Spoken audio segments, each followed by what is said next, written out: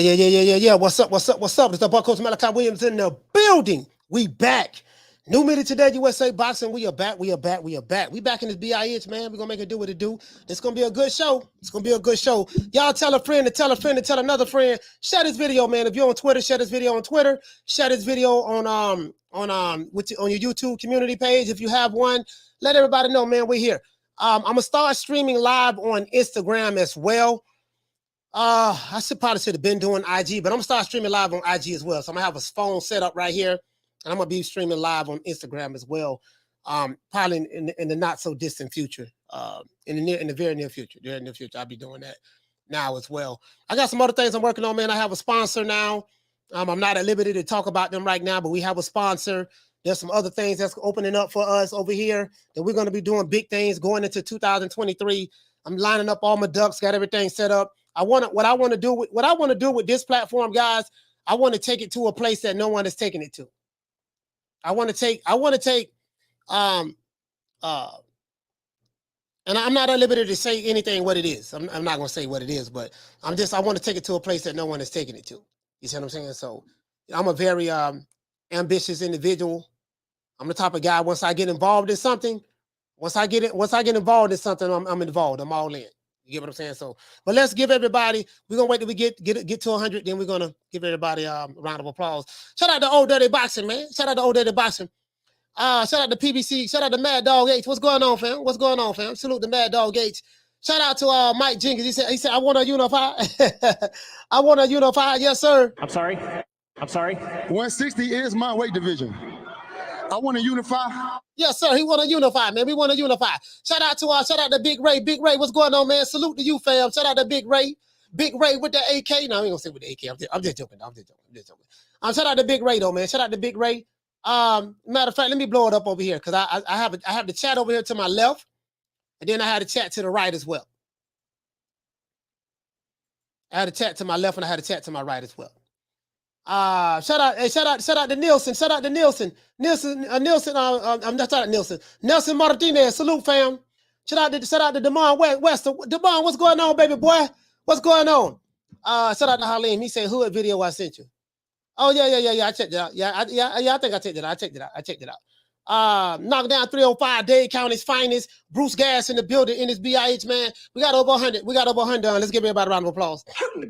Sorry about that, guys. Wrong sound effect.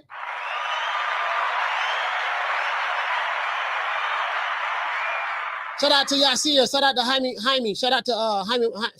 What's going on, my brother Jamie? Shout out to Jamie Rivera. Shout out to Eric Grimey, Toby Bartlett, Schoolo X Man. What's going on, fam? Shout out to Sean as well, Little Green Eyes P. Let's get into the show. Wow. Amazing, but this gonna be a good one, boy. It's gonna be a good one. I can promise you. Breaking, guys. Gervonta Davis, and he reported, this came out yesterday. Gervonta Davis confirms next fight will be January in DC, ? There's a question there. Why is there a question there? I'll tell you why. I like to call Gervonta Davis Mr. Tweet and Delete. Why do I call him Mr. Tweet and Delete? Because that's what he does. He'll tweet something and then he'll delete it minutes later. Why? I have no idea.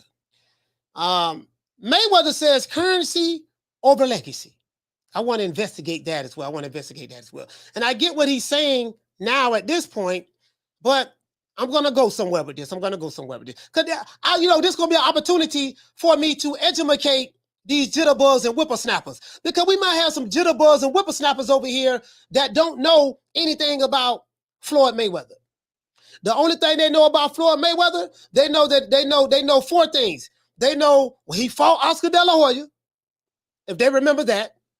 If they was around at that time, he fought Canelo Alvarez. When he beat Oscar, he beat Canelo. He beat Manny Pacquiao, and he beat Conor McGregor. Those are the four things that they know about Floyd Mayweather. And they may say, well, Floyd beat more champions than any fighter, any of those old school fighters, yada, yada, yada. And they use that as an argument to say that Floyd Mayweather is better than Ray Robinson. It's better than Willie Pep. It's better than a lot of these other guys. Take stuff all out of context. And then when I break it down like a 57 Chevy, they're gonna look like they got a pork chop bone super glued to their bottom lip. Some of them do. Then some of them, they just so ignorant that they can't even comprehend what you're talking about. But that's neither here nor there. That's neither here nor there. Like I said before, let's get into this. Gervonta Davis' next fight, guys, as announced by Tank Davis himself via his Instagram page, will be held in DC in January, according to Tank. Now, the strange thing is this. Immediately after Tank made the post, he deleted it. And I haven't been able to find it. But it's a good thing that, people screenshot it already. You know what I mean? This is why I have given Gervonta Davis the nickname Mr. Tweet and Delete. So when you hear me say, yeah, man, Mr. Tweet and Delete, that's Tank Davis's nickname that I've given him. Mr. Tweet and Delete, right? Why he deleted the post, I have no idea. Maybe Allen Haymon, better known as Al Haymon, Floyd Mayweather, or Booger Ray Leonard told him to do so. However, if this is true, then at least we have some clarity as to what's going on with Tank's next fight date. The Ryan Garcia fight is dead as a doorknob. That fight ain't happening. The Ryan Garcia date is dead as a doorknob. That's not happening. I don't know who's calling the show. His phone line's not open. That fight is not happening at all. Fight is not happening at all, guys. So we can forget that. And I kind of knew that fight wasn't going to happen anyways, because there's always going to be one problem when you're dealing with PBC. If you're not signed to their company, you're not going to get a fight. And I think the way Mr. Allen Haymon operates, he advises his fighters to only fight fighters that are signed to the PBC. That's how this works. And if you think I'm lying, just look at the track record. So we do have promotional companies that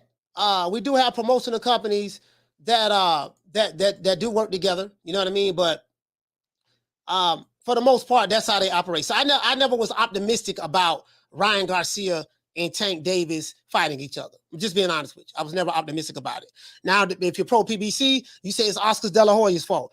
But I'm like, dude, we got a whole bunch of other fighters that when you look at your history, it's, you guys all, if you look at your history, this is always the same thing. When it comes to fighting other fighters that's not signed to the PBC, it's always their fault. The one common denominator is that it's always the same people. It's always the same people. You get what I'm saying? So it is what it is. But that's neither here nor there. Now, let's continue. The Ryan Garcia fight is dead, guys, but that fight was never going to happen anyways in the first place. And to be honest, because of how the PBC and Mayweather Promotions, Showtime does business, if this fight is not in-house, you can forget it. And everybody knows it. These are the facts, right? Now, the question I have is this. Who will be Tank Davis's next fight in DC? Who will be his next opponent in DC? Will it be Isaac Cruz? Will it be Romero? Will it be Abner Marez? We will find out. There's somebody that was calling me no caller ID. I do not answer no caller IDs. So if you call the show with no caller ID, you don't have to worry about me answering the phone. It's not going to happen. Now, as I said before, we'll find out who would Tank fight next, right? We'll see. We'll look at the PBC roster and we'll try to guess what options Mr. Al Haymon has given Tank Davis to choose from. We'll probably be able to narrow it down from there, right? In other news, after Floyd Mayweather, Money Mayweather, like I said before, after Floyd Money Mayweather won his last exhibition match via TKO stoppage, he gave a post-fight interview about his philosophy on choosing currency over legacy. Now, the only problem that I have with this statement is Floyd Mayweather doesn't give clarity as to what he meant by this philosophy. Let's look at Pretty Boy Floyd and compare him to Money May and see what the difference is from a philosophy standpoint in Floyd Mayweather's career. We'll find out, okay? We'll see what's up. Let's get into the show. Eric Grimer, what did you say? Like I said before, Mr. Like I said before. You already know, fam. You already know. Let's see how many likes we got. Let's get the lights up. We got to get the lights up to over 100, man. Let's get the lights up to over 100, man. I want to drop the phone lines in a minute. Shout out to Dry Water. What did you say, fam? You say it's Cruz. It's Cruz. You think so? A lot. Hey, you know what, Dry Water? A lot of people are saying that. A lot of people are saying this Cruz. A lot of people are saying this Cruz. Pugilism, what you say, fam? He says, got to be Gary Russell. It's the only fight to make. I'm in Chocolate City before Gary becomes a full-time trainer. Let's go. You think it's going to be Gary Russell? You know what? Hey, Pugilism, I didn't even think about that. I didn't even think about it's going to be Gary Russell. I didn't even think about that at all. Haymon, what you say, Gary Russell? Yeah. You know what? No, dog, I'm tripping, dog. I didn't even think about that, Gary Russell and Tank Davis. That'll be a big fight in D.C. B More gonna be there. D.C. gonna be there. That whole area gonna be there. Now that I think about it, bro, damn, you know what? Y'all smarter than me. Y'all figured that out. Y'all figured that out. What you say, fam? You say they'll run it back. You think so? So Mike Jenkins say they'll run it back.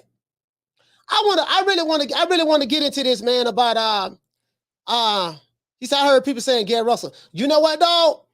I don't even know why I didn't even think about that, fam. I don't even know why I didn't even think about that. Why? Demond, what you say? As long as it's not Cyclops Marez. Yeah, Abner Marez. I don't think the people will go for that. I don't think the people will go for that one too tough. But at the end of the day, shout out to Vince. Vince, what's going on, baby boy? He said, "What's up, coach? How's the family?" I'm like, yeah, everything Gucci. Mike Jenkins, what you say? You say Gary ain't in type shape for January. You know what though? Check this out. I thought about that too. Fam. I thought about that too. Gary Russell in January. I don't know. Shout out to Dry Water. He said Bozy Any said in the interview it's Ryan or Cruz with the boots on the card. No Ryan, so Cruz. Okay. Yeah, we know it ain't gonna be Ryan Garcia. I don't think the Ryan Garcia fight. I don't think the Ryan Garcia fight will happen. I don't think the Ryan Garcia fight will happen. I don't think that fight will happen, fam. In DC anyways. I think if those guys were to fight each other, shout out to Thug and D. I think if those guys were to fight each other, I think that fight would happen. I think that fight would happen. That fight would happen in Las Vegas. I see that fight happening in Vegas. Fam. Yamas, what you say, fam? You say boots on the card is a good look. He say needs more exposure. Yeah. Then we don't know who Boots is going to fight neither. You get what I'm saying? So we don't know who Boots is going to fight neither. Gad Nuke, what you say, fam? You say, coach, he's fighting Pitt or Rolly the cash cow. You know the crazy part about this whole thing, bro? This is the crazy part about this whole thing. This is the crazy part about this entire thing. You know, I like Tank. You know, I call Tank Mr. Tweet and Delete, but I don't know. Shout out to Vince. Vince, what's going on, fam? Hey, okay. Dropping that $2. Bam! Super chat on your boy. Hey, Leroy! Super chat received. Playtime's over, boy. Scotty, what's going on, man? What you say, fam? You say sorry, I'm late. Yeah, salute to you, Vince. What's going on? Shout out to my brother, man, World Comeback Sports. You say, coach, it won't be Russell, not healthy enough. Yeah, you okay, so that rule out Gary Russell. But you know what though? World Comeback Sports, when the people were just saying in the chat that it's gonna be doggone Gary Russell Jr., and I forgot that, you know, Gary Russell is from DC. So I didn't even think about that. But the reason why I didn't think about it, because I'm saying Gary fights at a lower weight. So I don't see, you know, I never even thought about it being Gary Russell. You get what I'm saying? Shout out to Ali. Ali, what's up, baby boy? Shout out to Ali. Now check this out. Let's go over to the PBC roster. And let's go over to the PBC roster, man. And oh yeah, here you go. Check this out.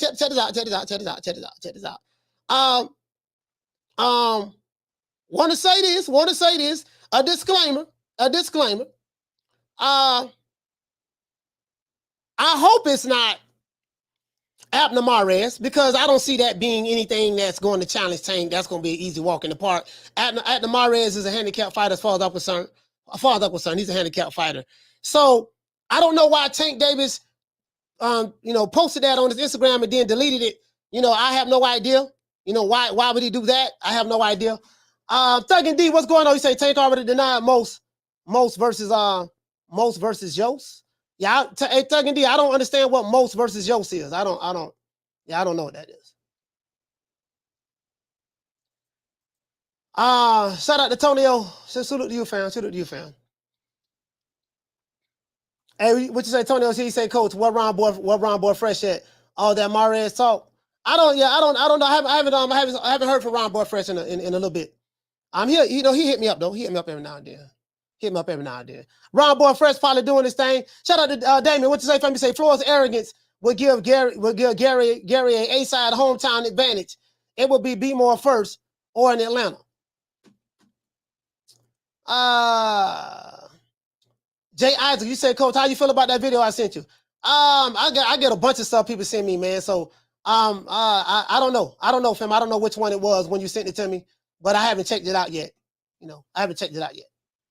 If I did, I don't know which one you're talking about because I receive a bunch. People send me a bunch of videos. You get what I'm saying? What you say, Mike Jenkins? You say not gonna be Abner. Now check this out. Let's do this. Let's get the lights up. We got over 270 people in here in less than we need 80 more likes. Check this out. Let's pull out the PBC roster. Let's do this. Mr. Al Haymon, call Al, big fish, cap. As a matter of fact, let's do this here though, man. Because shout out, I gotta get Johnny Rice back on the show too. Well, you know, I guess I gotta be like everybody else and saying Al Haymon. I can quit my job now, baby. 6 figures, baby. You feel me? I'm about to But a name. Do you have a name? Oh, nah, I ain't got no name, you know. Name them names, man. They know who they is. Name them names, please. The names need to be named. They know who they is. The Mexican monster. Yes, sir. It is what it is. We're gonna make it do what it do. What's happening, man? We po pimping the show, deleting on the show on the Saturday morning. Let's pull out this PBC roster, man, to see what the hell going on. See what now we do.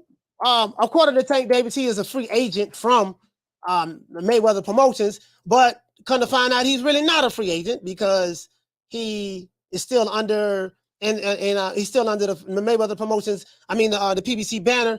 And as Floyd so eloquently say, you know, for all of those who say, well, you know, I don't deal with Floyd Mayweather, I deal with Al. He said, well, you know, if you're dealing with Al, you're dealing with me. Dealing with Al is just like dealing with me. Do you think that, you know, because me and Al are partners? So if you deal with Al, you deal with me. I know what everything that's going on with the PBC, you know, before the fighters do. And guess what? You know what? I can't even argue with that, dog. Who am I to argue with that? You see what I'm saying? I'm like, well, he do work for it. Well, he is a partner of the PBC. And the only reason we know about the PBC is because of Floyd Mayweather, because he the one was promoting it very, very heavy, even before they became, well, he promoted Al Haymon. Of course, that's how we know about Allen Haymon. Mr. You know, they call him what they call Al? What they call him like hey, Mr. Red of the 5 Heartbeats. And you ought to know what time it is. You ought to know what time it is now. You ought to know what time it is. And listen, some of these companies, not all, but I'm saying, especially back in the day. You know, back in the day, what they used to say. Back in the day, what they used to say is, you know, when you step to a company, you know, that you know that promotes your fights, that you're a promoter and stuff like that. You step to them and stuff like that. You know what they used to say when you step to them, right? You try to talk to them. You know, you try to talk to them about your contract. Hey, man, I don't like what I'm seeing, baby boy. You know what I mean? I really don't like what I'm seeing, and I don't like how things are going down, and I just want to talk to you about, you know, about my contract. Maybe we can work something out, or, you know, I want to talk about, you know, why I ain't getting the bread that I'm supposed to be getting, and why I'm not getting this and getting that. And then next thing you know, you mess around and walk in that room like what's my main man, Red of the 5 Heartbeats got that, you know, Red of the 5 Heartbeats. And it is what it is. And you ought to know what time it is. Yes, sir. I need to talk to you right now about my royalties and how you keep your books. My office hours are from 9 to 5. Fuck your office hours. I need to talk to you right now, motherfucker.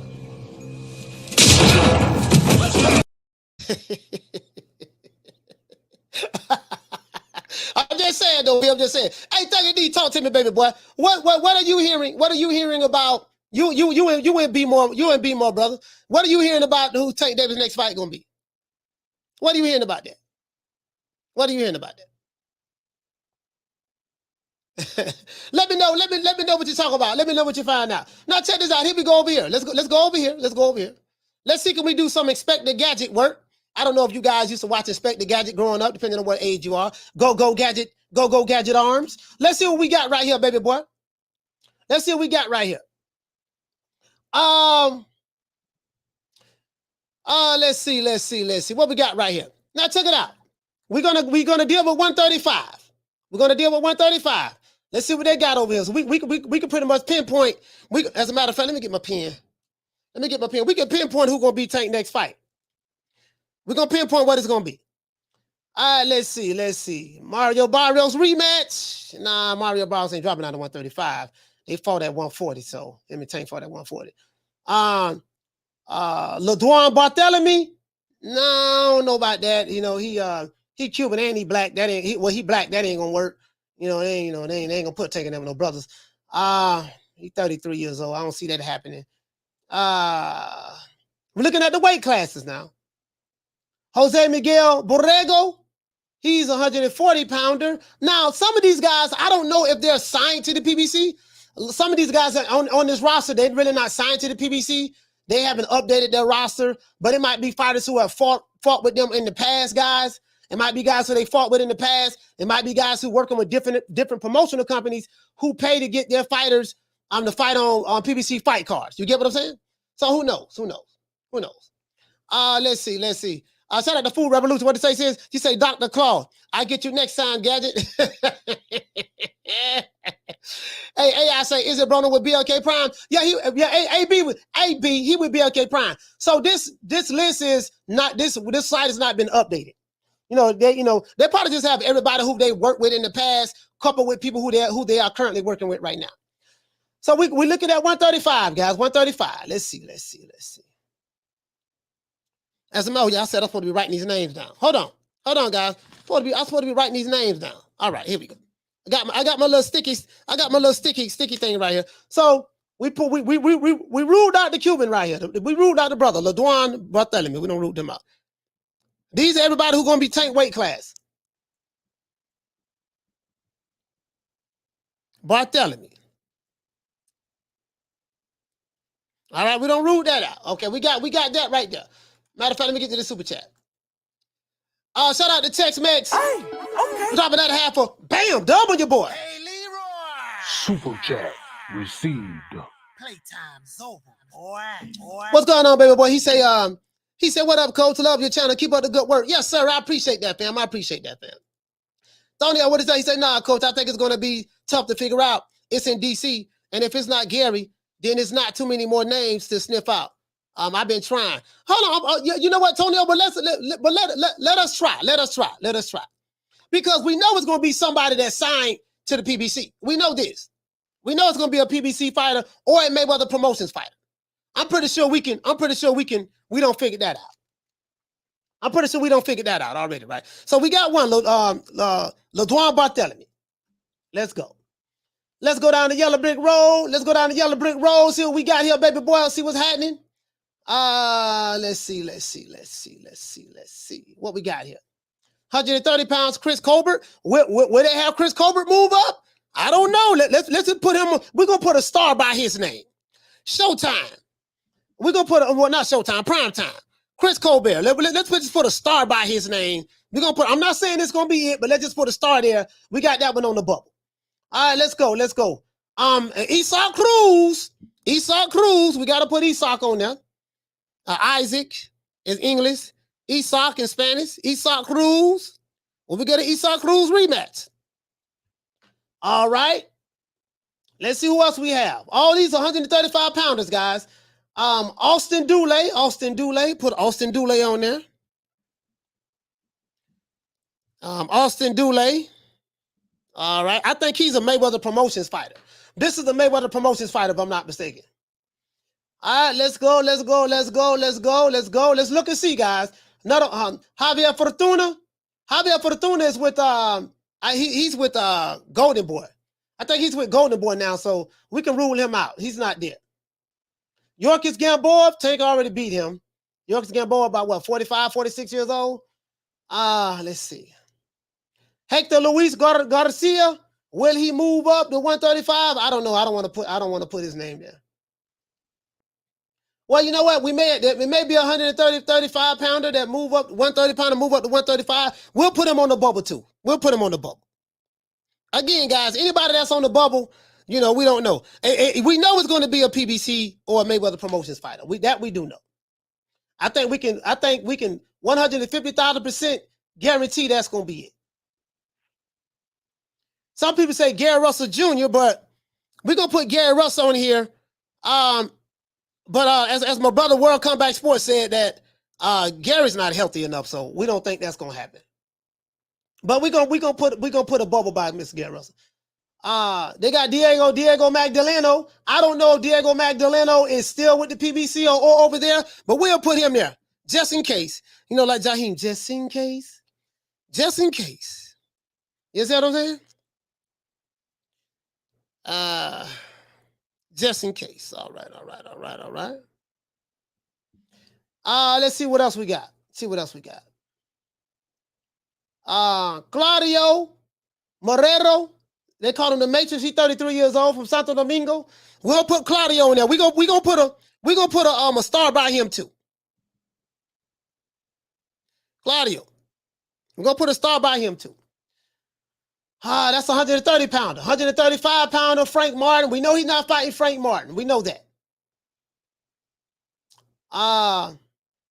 Argenis Mendez. I don't know if that's gonna be. I don't think this guy's still over there. I don't think he's over there, so I'm not gonna write him down. I'm gonna look in the chat in a minute, guys. Bear with me. I'm trying to see what I can find. Victor Poso, he's 1,000 years old. Let me see. Eduardo Ramirez, 29 years old. He's Mexican too. I don't know. Zurdito. I don't know. Let's see. We're gonna put him down. I don't know if he's still over there. They might, you know what I mean? We know how they do it. You gotta be Mexican now. Eduardo Ramirez. I don't know if he's still over there, guys. I don't know. You guys can help me out if you think these guys are still over there. We're gonna put a bubble by him. He's 130 pounder. Michelle Rivera is fighting Frank Martin, so that'll rule him out. Roland Romero. They might do a Roland Romero remix. They might do Roland Romero Part 2. Let's see. Big Rolo. We're going to put a star by it. Might do Big Rolo Part 2. The remix. Leo Santa Cruz. He ought to beat him already. Leo, 130 pounder. I think it was 126 pounder moving up when he fought Tank. Jose Valenzuela. Rayo's not over there anymore, right? Is Rayo still over there? Rayo is over there. Yeah, he is. I don't think Rayo gonna get in there with Tank. Rayo just got knocked out by another guy. They ain't gonna put him in there with Tank. Rayo don't stand a chance with Tank. So then we're not gonna put Rayo in there. So I done wrote down some names. Hey, hold on. Hey, but what my dog Big Blunts said? Big Blunts, what's going on, fam? Hey, what's going on? Hey, let's get them likes up, man. We got and we need 55 more likes, dog. We got over 360 people in here and less than 300 likes. We need 55 more likes. Big Blunts, he said, I'm only looking at ranked fighters, dog. He said Edwin De Los Santos is ranked 14. Rayo just got beat. Yeah. That ain't happening. Hey, Big Blunts, that ain't happening, fam. You can believe that. That ain't happening at all. You can believe that. Let's see what's up.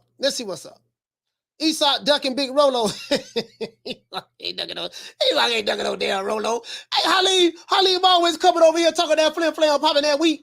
Thuggin' D, what you got? You say smoking Big Blunts on my break watching Coach. Hey, Thuggin' D, who you got, dog? Who you got? Now I'm gonna tell you who we got. This is the list now. 1, 2, 3, 4, 5, 6, 7, 8, 9. We have 9.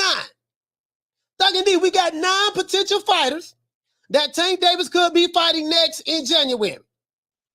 LeDuan Barthélemy, think he's 33 years old.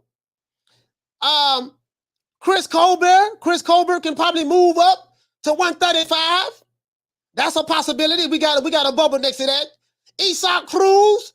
We know Tank said hell no, he don't deserve it. He won't give him a rematch in his last fight. But maybe Mr. Carl Al. Maybe Mr. Carl Al had convinced him, had to do some arm twisting. Look here, baby boy, check this out.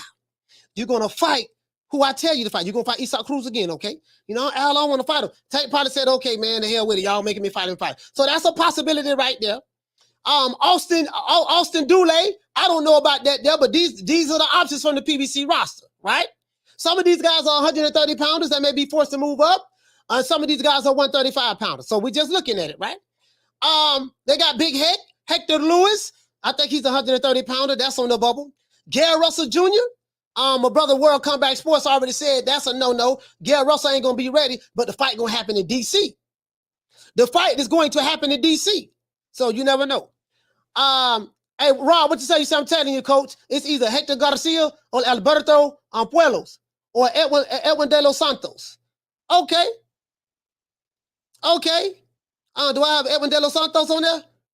I don't think I have him on there. All right, all right. We know it's gonna be a Mexican. so you know what? So let's circle all the Mexicans. Okay. Isak Cruz, Rolo ain't Mexican. He a Cuban American, but you know he'll do. He close. I mean that's probably what his fan base is say. You say Hector Luis? Okay, Hector Luis is going to move up though. Hector Luis I think he's 130 pounder, fam. I think it's going to be 130 pounder, fam. Damon West, what you say, fam? You say, coach, what about a top ranked guy? Just because Tank says he's not with Floyd anymore. Yeah, but Tank is still with PBC. Tank is still with PBC, fam. So even though he's not with Floyd, he's still with the PBC. So he's still with Floyd. You get what I'm saying? He's still with Floyd. So, Diego Magdaleno, we have him. We have Claudio as well. Eduardo Ramirez, Isak Cruz, Big Rolo. Yeah, pretty much. You say Tank versus Cruz did 60K. Okay. Demond, what you say? You say I got you. Yeah. You get what I'm saying, fam?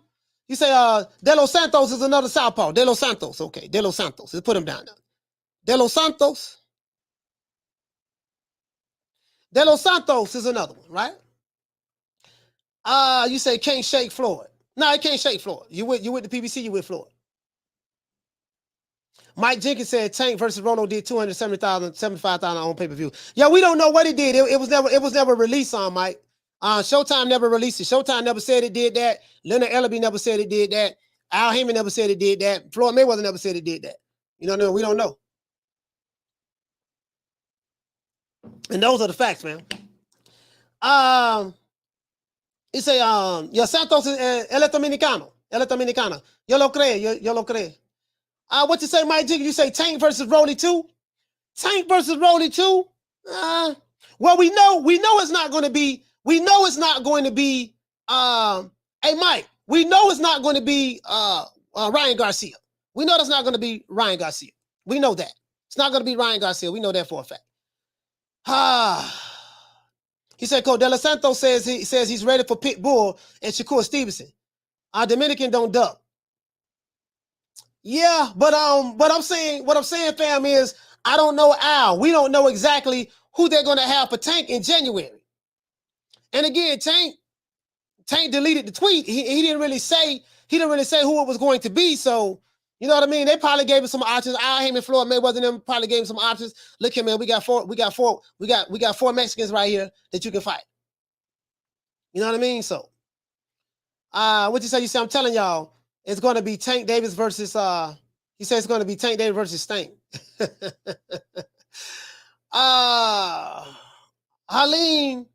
Halim say cross Ryan and Cruz off the list. I get you trying to say off the list. I don't know if you'll cross Cruz off the list, but you definitely cross Ryan Garcia off the list. You definitely cross Ryan Garcia off the list. SP got beat. You said it should be Shakur, all BS aside. That's not going to happen, fam. That's not going to happen. The one and only, what you say, fam? You say it could be Gary Antoine Russell. Gary Antoine, you think so? Let me see. Gary Antoine Russell is the 140 pounder, though. You get what I'm saying? Gary Antoine Russell is 140 pounder. I don't think it's going to be him. Shit, I think he catch hell. He's not going to fight. I think he catch hell making weight at 140, right? Nah, Vice boxing. People are already ruling out Gary Russell Jr. Now that it's happening in DC, you know what though? Wait a minute. Y'all might be on to something though. Hey, you guys might be on to something though. This for the people in the DMV area, Bmore, DC, Maryland, Virginia.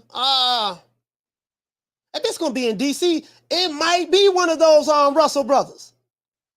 You say, would you say Antoine Russell can weigh in at 138 pounds? He said he can do both weight classes.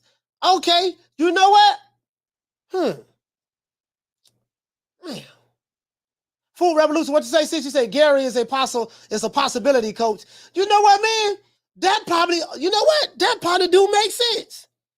Gary Russell, they are from DC. They're from DC. I don't know, man. Hey, Jose, what do you say? Gary Russell going to cash out against Tank.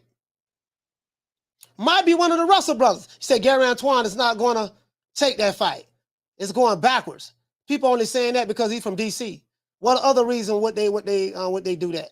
Yeah, that's the thing though, right? Well, that's the thing though, right? Like, I don't see, it's kind of hard for me, hey, Big Blunts, it's kind of hard for me to see him fighting Gary Russell, Mr. Gary Russell Jr. when Gary Russell Jr. is, he 126 pounder? He's a 130 pounder, right? Gary Russell is a 126 pounder, right? Or 130 pounder. I think he's a 126 pounder, if I'm not mistaken, right? I think he what is he? He said won't be no black fighter. Hey, Mike. And I'll go Mike G can say, he said won't be no black fighter. Yeah, you right about that now. True. Hey, what did it say, Trav? What did it say for me? He said, I'm from DC. I can find out at this Battle of the Beltway. Okay, yeah, find that out, man. Find that out. Brian H, you said, but he was winning the fight Bud at 147. Yeah, I ain't gonna lie. I think Gary Russell was just capping on that because him and Crawford don't like each other. But shout out to Timothy. Timothy, what's going on, baby boy? What's going on? JT, what you say, fam? JT said, why delete him? What did say, JT? He said, why delete him? Like stand on your ground and promote your shit if that's what's going to happen. I don't know, bro. I don't know. Mike, what you say, fam? You say, if you're Allen Haymon, you make the Roller versus Tank too. You know what though? Or Mike, or you can make Tank versus Pitbull in DC. You can make that versus Pitbull versus in DC. Because I remember Calvin Ford did an interview after the Roller Romero fight, and he said, "Man, the only fighter that I want to get, I want Isak Cruz again. I want Isak Cruz again because we made him a star." True. Hey, Calvin Ford said, "Well, we made him a star." I'm like, boy. I got the video too. I got the video when he said it. Hey, Calvin Ford said we made him a star. Calvin Ford said we want some get back with that. Shout out to Anna Lee. Anna Lee, what's going on, sis? He said, yeah, we want some get back with that. We made him a star, man. I don't like how that went down. Midwest Boxing, what you say? You said they give the winner a rematch. I don't know, man. Gary, what you say, PBC Central? Gary Russell might move up 2 weight classes to fight Tank. Yeah, I mean, he's a 126 pounder. I don't see Gary Russell doing that, bro. Now that I think about that, fam, nah, I don't see that. I don't see that at all. I don't see that at all. Now that I think about it, and that's why Gary Russell never didn't come to my mind. Gary Russell didn't come to my mind. We back in this BIH, man. Shout out to Jamario Dixon. Hey, okay. Dropping that quarter of a bam, dub on your boy. Hey, Leroy. Super chat received. Playtime's over, boy. Jamario, what you say for me? Said, will Pitbull be considered a duck if he fights Tank and not his mandated fight with Shakur, coach?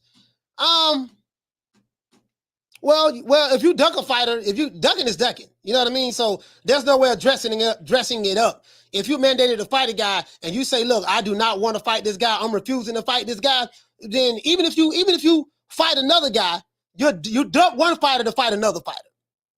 Ducking is avoiding a fighter when you have an opportunity to fight him, or something like you've been mandated. I'm not talking about if you're in the contract negotiations and things don't work out. I'm not talking about that. But a mandated fight, if you just say, look, I refuse to fight this guy for whatever reason, that's a duck. You know what I mean? So if he ducked that guy but fight Tank Davis, he's not ducking Shakur, and running to an easier fight than Tank Davis. I'm not saying that. Tank ain't no easy feature for nobody. You get what I'm saying? But, you duck one fighter to fight another fighter. That's all. It is what it is. Still a dub. Shout out to SP. You said, why is he saying Shakur boring? What the hell is he talking about? Oh, you're talking about the father. You're talking about the father. Big Blunts, what did you say, fam? You say Gary Russell Jr. is fresh off an injury. And you say Gary and Antonio Russell just lost on the wild card. Gary Antoine Russell is not going to put himself in position to take any of the losses. Gary Antoine Russell. Okay. I don't know, fam. We gonna see what's up. Shout out to Jamario. Hey, okay. Dropping that quarter of a bam dub on your boy. Hey, Leroy. Super chat received. Playtime's over, boy. What did you say, fam? You said, what do I think about Tank versus Gary Antoine Russell at a catch weight? Okay, at a catch weight? At a catch weight. Okay. You know what? I'm not gonna lie. I'm gonna be honest with you. I could potentially maybe see that, but do they want to match Gary up? Well, I guess if you're fighting in DC, he don't have to fight a Mexican fighter. He can fight a brother, and it'll still be a good fight. He can fight a brother, it'll still be a good fight in DC, especially if it's one of the Russell brothers. If Tank fights Gary Antoine Russell at a catch weight, that's a possibility, Jamario. That's a possibility. And I can tell you who I pick in that fight. I pick Tank to beat Gary Antoine Russell. I'm going to tell you why. Gary Antoine Russell rushes in face first. He really doesn't have a lot of defense. He overwhelms you with offense. And Gary Antoine Russell is a Sean Porter type fighter. And he's a roughhouser. So if he can get in there, rough Tank up, that'll be one thing, and then get his shots off. But if Tank time him coming in, it might be good night Irene for him. But I don't know. We'll see. We'll see. Just Gary Antoine Russell's style, he's very, very Sean Porterish. You know what I mean? But we'll see. Shout out to Vice Boxing. Hey, okay. Dropping that quarter of a bam dub on your boy. Hey, Leroy. Super chat received. Playtime's over, boy. What to say, fam? You say, Coach, when you had both B-More and DC guys calling in defending Tank and Gary was the best show you had. Yeah, man. Hey, it is what it is, man. It is what it is. Yeah, that was a good show. We had some good calls from DC and B-More, man. Shout out to the boys out there, DC and B-More. Let's see what else we got. How many likes we got? We gotta know. Hey, guys, we need 17 likes. 17 more likes. Give me 17 more likes, man. I'm going to drop the phone lines. What you say? Shout out to Anna Lee in the building. Anna Lee is in the building. Shout out to my main man, Timothy Stoudemire, the one and only. You say B-Mo versus DC, a big fight. Yeah, that is a big fight. That's a long history of rivals. Plus, Russell's beef with Tank anyway. Yeah. Hey, you know what? The one and only. The more I think about it, dog, it made perfect sense. You know what? It has to be one of those Russell boys. Has to be. Now, do you guys think that Gary Russell would move up 2 weight classes to fight Tank? Wouldn't it make more sense for Gary Russell and Tank to fight each other when Tank was at 130? Y'all get what I'm saying? Y'all get what I'm saying? To me, that'll make more sense. Hey, shout out to Jaime Rivera. What did you say, fam? You say, Coach, what if Hector Garcia moves up to 135? That's what I got him on the list. I have him on the list, fam. It's more than likely it's probably gonna be a Mexican fighter that he fights. What you said? Hector Garcia moves up to 135. That's gonna be another small fighter that Tank is fighting that moved up. So, I don't know, fam. I don't know. But you say Antoine, not Gary Russell Jr. Yeah. Okay. Yeah, Antoine. Yeah, I think that'd be a big fight. Now that I think about it, it's in DC. That has to be a big fight. Any one of the Russell brothers, well, not the small one, of course. But you get what I'm saying. Big Blunts, what they say, family, said the fight was not happening in DC. What opponent would people be saying? Remove the DC from this equation. He said people hanging on to that shit, dog. You know what, Big Blunts, you might have a point. Big Blunts might have a point, though. We're automatically assuming that it's going to be one of the Russell boys one of the Russell brothers because the fight is in DC. But Big Blunts is right. if he removed DC from the equation, we wouldn't even be talking about the Russells. So he make a valid point. That is true, fam. True. That's true. Shout out to Trav. For dropping that $2. Bam, super chat on your boy. Hey, Leroy. Super chat received. Playtime's over, boy. What'd you say, fam? You say Gary Russell Jr. walks around at 135, 140, easy to make. Yeah, but that don't necessarily. But Big Blunts make a valid point though, Trav. The only reason we're mentioning Gary Russell is because of the location of the fight that Tank tweeted. We don't even know if that's really going to be there. Shout out to Candace Slim for renewing his membership. You say Tank fights Hippity before Gary Russell. It might be Farmer. Farmer? You know what? Y'all pulling names out of the hat right now. You guys talking about Farmer. Tank might be fighting Farmer. Y'all pulling names out of the hat right now, bro. Like y'all pulling names out that I haven't even thought of. Phone lines over 530-494-9636. 530-494-9636. Y'all call into the old boy, man. Y'all let me know what y'all think, man. Then we're gonna move on to another segment of the show. Well, I want to talk about Tank, who his potential opponents could be. Then we're gonna move on into the show. I'll move on to the other topic. Yeah, man. I'm trying to see what's up. I'm trying to see what's up, man. I'm trying to see what's up. Why do you guys think he deleted the tweet though? I got Chris Colbert. Listen, what you say, fam? You say, Coach, it might be Chris Colbert. I have Chris Colbert on the list as well. Let's see what the people talking about, man. Could we do this for the people, by the people, of the people? You know, we love the people. We come from the people. You know what I mean? That's how we do it over here for the people. Let's see. You say Baltimore fans can attend the DC event. It's easy accessible for Baltimoreans. You say they could easily been incapable. Hold on, guys. Open up the phone line. See what's up. Caller, what's your name? Where you calling from? Chris from New York. Chris from New York. Talk to me. Yeah, I'm trying to think of who he's going to fight. The only people I don't really see Antoine Russell, by the way. I just don't. I know he can fit at 35 possibly. But honestly, I think guys just say that. Like, they like, oh, yeah, you know, I could possibly make the weight. But really what they're saying is, I'm a bit smaller than a 40-pounder. Yeah. But I'm really not going to go out of my way to make it to that weight unless you put a ton of money on the table. And I don't think they're going to put enough money on the table for Russell to really, like, make those extra 2 pounds cut. Yeah. You make a valid point. But the people I think are in a good running for the fight, I think Isaac Cruz. Like, on the news of Isaac Cruz, I know a lot of people are saying, like, he ducked Shakur or whatever. Honestly, and I like Shakur, I don't know about the article where I saw that from. It was from, like, Boxing 24/7, and the dude that wrote it kind of has a reputation for kind of having bad information, so I don't know about that. No, it came the from only reason why I kind of it came from an interview. Where it come from? It came from an interview that they did with the Hispanic news outlet. Oh, okay. My bad. Yeah, it was because when I read it, it was on Boxing 24/7, so I don't know about that. But if it's from an actual interview, then never mind. The rest of what I'm gonna say, then it probably is gonna be Isaac Cruz.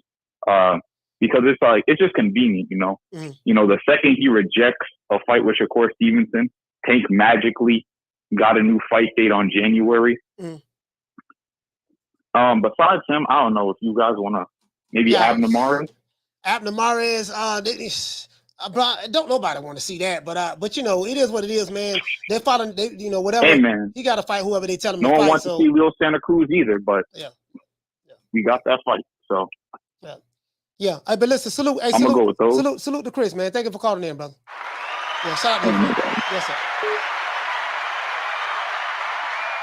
Ryan said you can't trust Boxing News 24. Yeah, you right about that, but it didn't come from there. It didn't come from there. It came from an interview he gave on the Hispanic all Spanish network.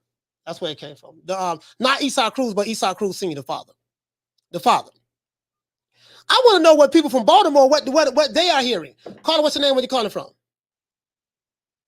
It's Big Blunts and Boxing. I'm calling from Baltimore, Maryland. What's the deal, Coach? Man, Big Blunts, talk to me, fam. What's going on, my brother? Man, look, man. First of all, shout out my man Stuck in B. You know what I'm saying? Yeah. So look, man. you know, I don't think, again, you know, I said, you already reiterated what I said about the Russell thing. Again, they from D.C., we understand that, but again, you know, I definitely don't see that happening. Gary Antoine Russell be the only one left, and he had a stoppage on Barthélemy, stoppage on Postal. I mean, you got dudes coming in at 140. He's positioned at 140. It makes no sense to take steps backwards to go to 135 because your big brother was beefing with Tank 2-3 years ago or whatever. That don't make no sense to me. You know what I'm saying? Would it be a big fight if it happened? It would, but after the fight, you're probably gonna have DC and Baltimoreans in the streets fighting with each other. You know what I mean? Because they upset. So it's probably gonna happen. Just knowing what I know from being out here, it's probably gonna happen. You know what I'm saying? But all in all, I would say what makes the most sense to me would be Esau Cruz. I don't see him. I don't think he should, because honestly, I think he lose, and he's in a great position after the couple last fights. He getting Boa bad. You know, Tank did Gamboa bad. He got the last dude out of there quick, and he said he wants his rematch. You know, you just said Calvin Ford said he wants the rematch as well. Yeah, he did. I mean, it makes perfect sense if you ask me. Yeah. He said that after the Roland Romero fight. He said that in outside the stadium, outside of the arena. He said that. Right, and I don't know why people would even want Esau Cruz to fight Shakur. I mean, like I said, Esau's been on a nice little run. Why would his next fight be against Shakur and then that run comes to a stop? And then what you gonna do? Yeah, you're right. You know what I'm saying? So again, I think the rematch would be good. If not, again, Edwin De Los Santos, man, he came in there and he put Rayo Valenzuela on his ass a few times. I mean, heavy, hard punches. That would look real good. I also heard Steven Espinosa say he's looking to have, he said it on Chicken Talk on Twitter within the spaces that Edwin De Los Santos is going to be making his return to Showtime card pretty soon. So, I mean, that's what I'm thinking, man. I think people need to remove the DC thing out of it, you know, and let's be realistic. Let's think ranked fighters, not Abner Marez, who already came out on Twitter and said, I want to dispel the rumors. It's not happening. Thanks, my stablemate. I wish him the best of luck, but we're not going to fight. So Abner Marez ain't happening. I'm going with either. Yeah. I'm going with Cruz or De Los Santos. But that's all I got, Coach. I appreciate you, man. Thank you as always. Hey, shout out to Big Blunts, man. Salute, fam. Be more stand up. You know what, though? Now, Big Blunts and Boston made a compelling. Well, what he said make the most sense to me. As it relates to, we rule out the Russells. The only reason I didn't even think about the Russells, to be honest with you, but I'm looking in the chat and I see people saying Russell. I was like, no, I never even thought about that. You get what I'm saying?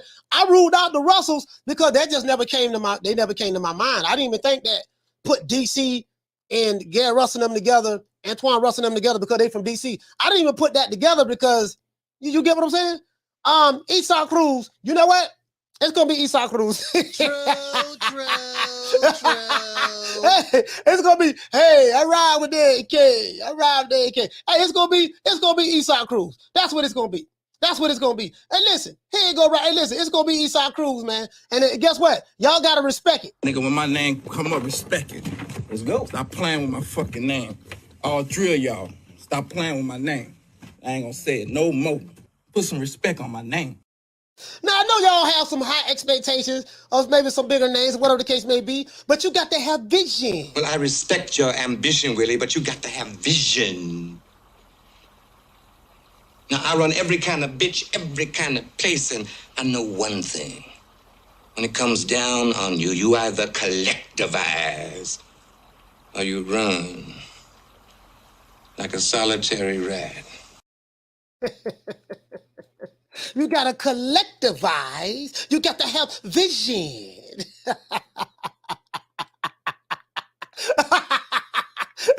Y'all got to have vision. So y'all keep talking about Gary Antoine Russell and Gary Russell Jr. You know, I respect your ambition, DMV area, but you got to have vision. Now, I run every kind of bitch, every kind of name, and I tell you, and I know one thing. When it comes down on you, you either collectivize or you run like a solitary rat. True. Hey, so y'all ain't got no vision, dog. That's the problem. Now, Big Blunts in boxing, he has vision. He was able to have foresight.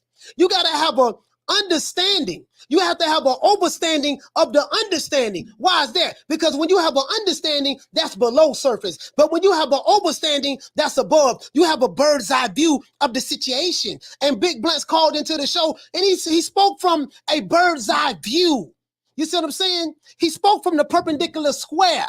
You get what I'm saying? Y'all got to have vision, man. True. That's the problem. That's the problem. Hey, Timothy, he said like a solitary rat. Hey,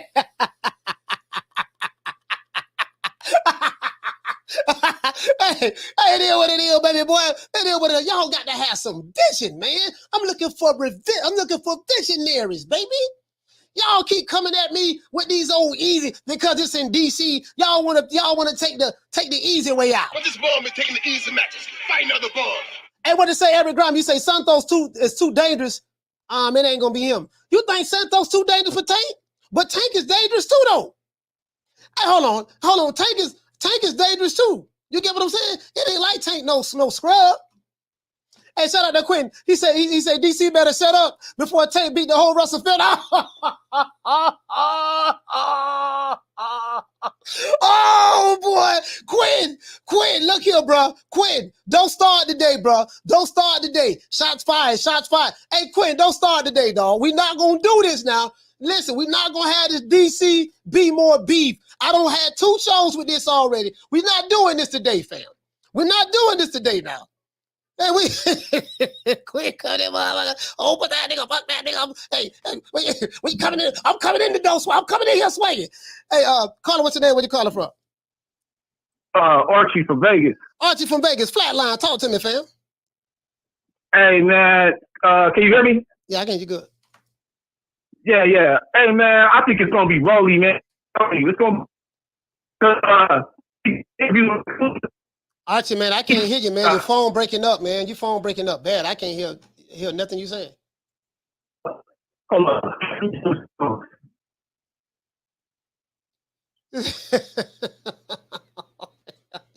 Y'all, hey, man, Archie, man, call back, man. When you get everything cleared away, fam. Call right back.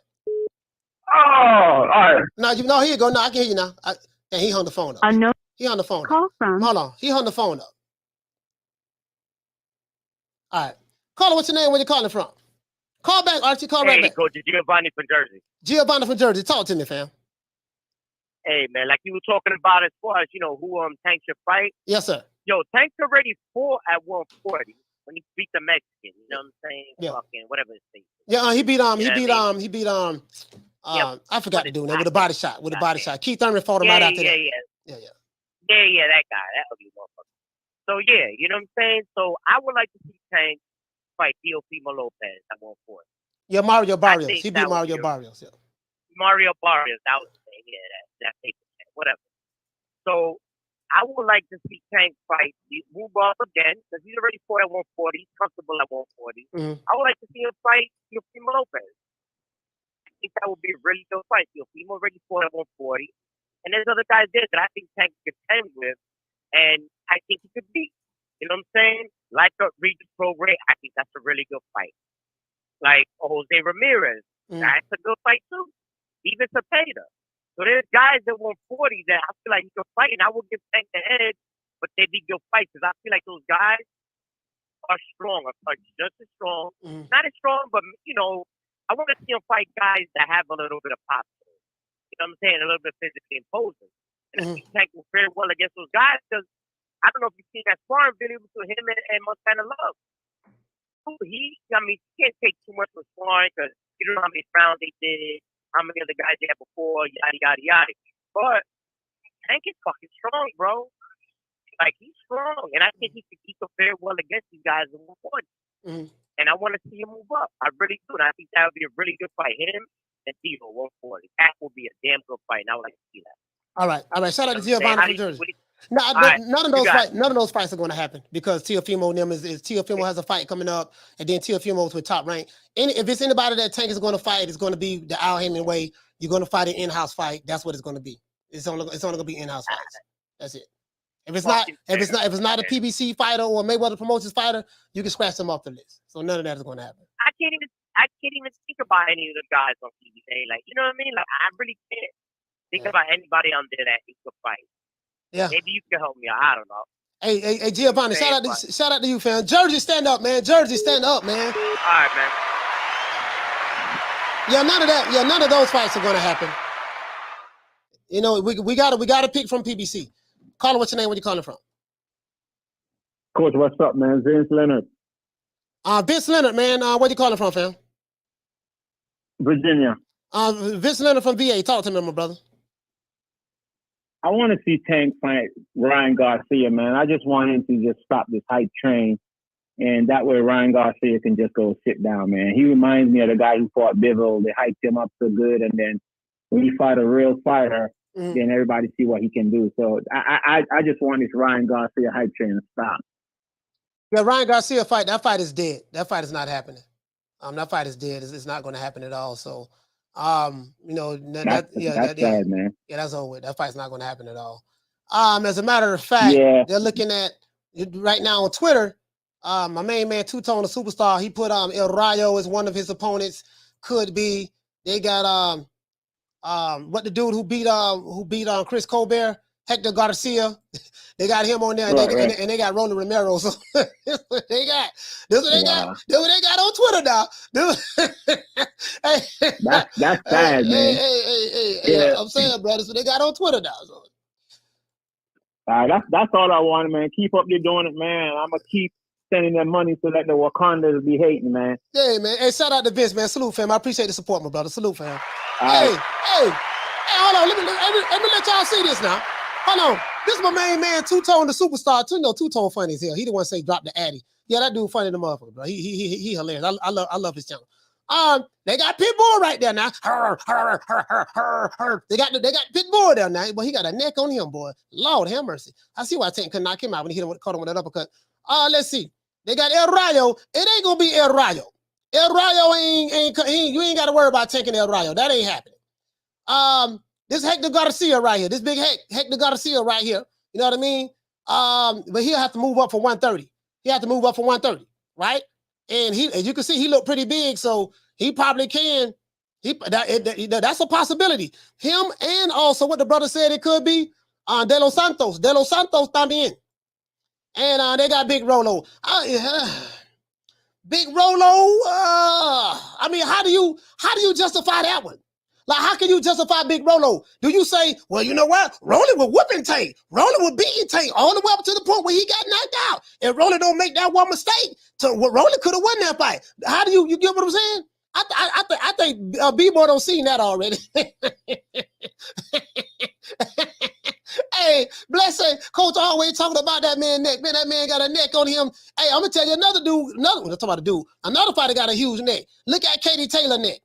Katie Taylor, I ain't never seen a woman with a neck like that.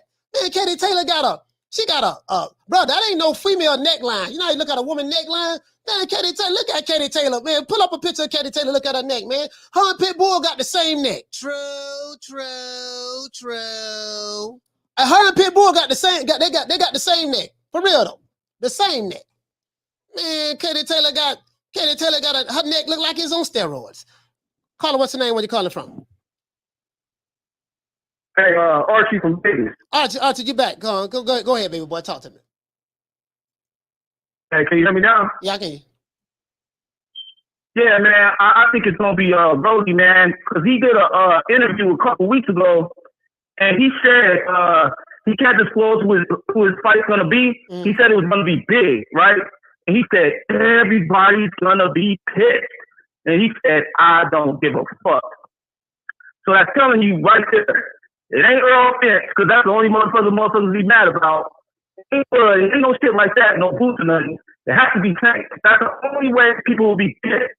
Who said that? Who? I think it's... you talking about what Rolly said? Yeah, interview. He did an interview. When Big Rolo did an interview? When? Yeah, he did an interview like 2 weeks ago. He said he can't disclose who he's fighting, but he said it's going to be big. And he said, everybody's gonna be pissed off when they find out who he's fighting. And he said, and I don't give a fuck. And he said, and I don't give a fuck. Big Rolo. It's gonna be Rolly, man. Yeah, that's the only way people will be pissed. Hey, listen, I'm telling you that's right now. That's the only way people will be pissed. If it's gonna be Rolly, I'm betting the house on Rolly. I'm putting everything. I'm putting the house on. Now I'll bet your house. Shit. Hey, I ain't talking no more shit about Baltimore. Hey, they shut me the fuck up. Fuck that, nigga. Flatline. Anybody from hey, go ahead. Flatline in reverse. No. Flatline in reverse. No. All right. No. But no, listen, man, it is messed up for the fans and other fighters, because other fighters should get that opportunity, right? So it's messed up for that. And then it's messed up for the fans because they already seen this before, because Tank knocked him out and Tank didn't even pick up the juice yet. Like, Tank was still getting warmed up. And then Tank hit him one time and then boom, he was out. And it was like, damn. You know what I mean? So it's kind of messed up, man. But hey, I appreciate you taking my call, man. And sorry about wasting time earlier and shit, man. But thanks a lot, man. Yes, sir. Salute. Shout out to man Archie from Vegas, man. I'm betting the house on Big Rolo. Anybody from the DMV area want the smoke? I'm gonna bet the house, the cars. I'm gonna bet my rabbit hippity. I'm gonna bet the cookie. I'm betting everything. Boys.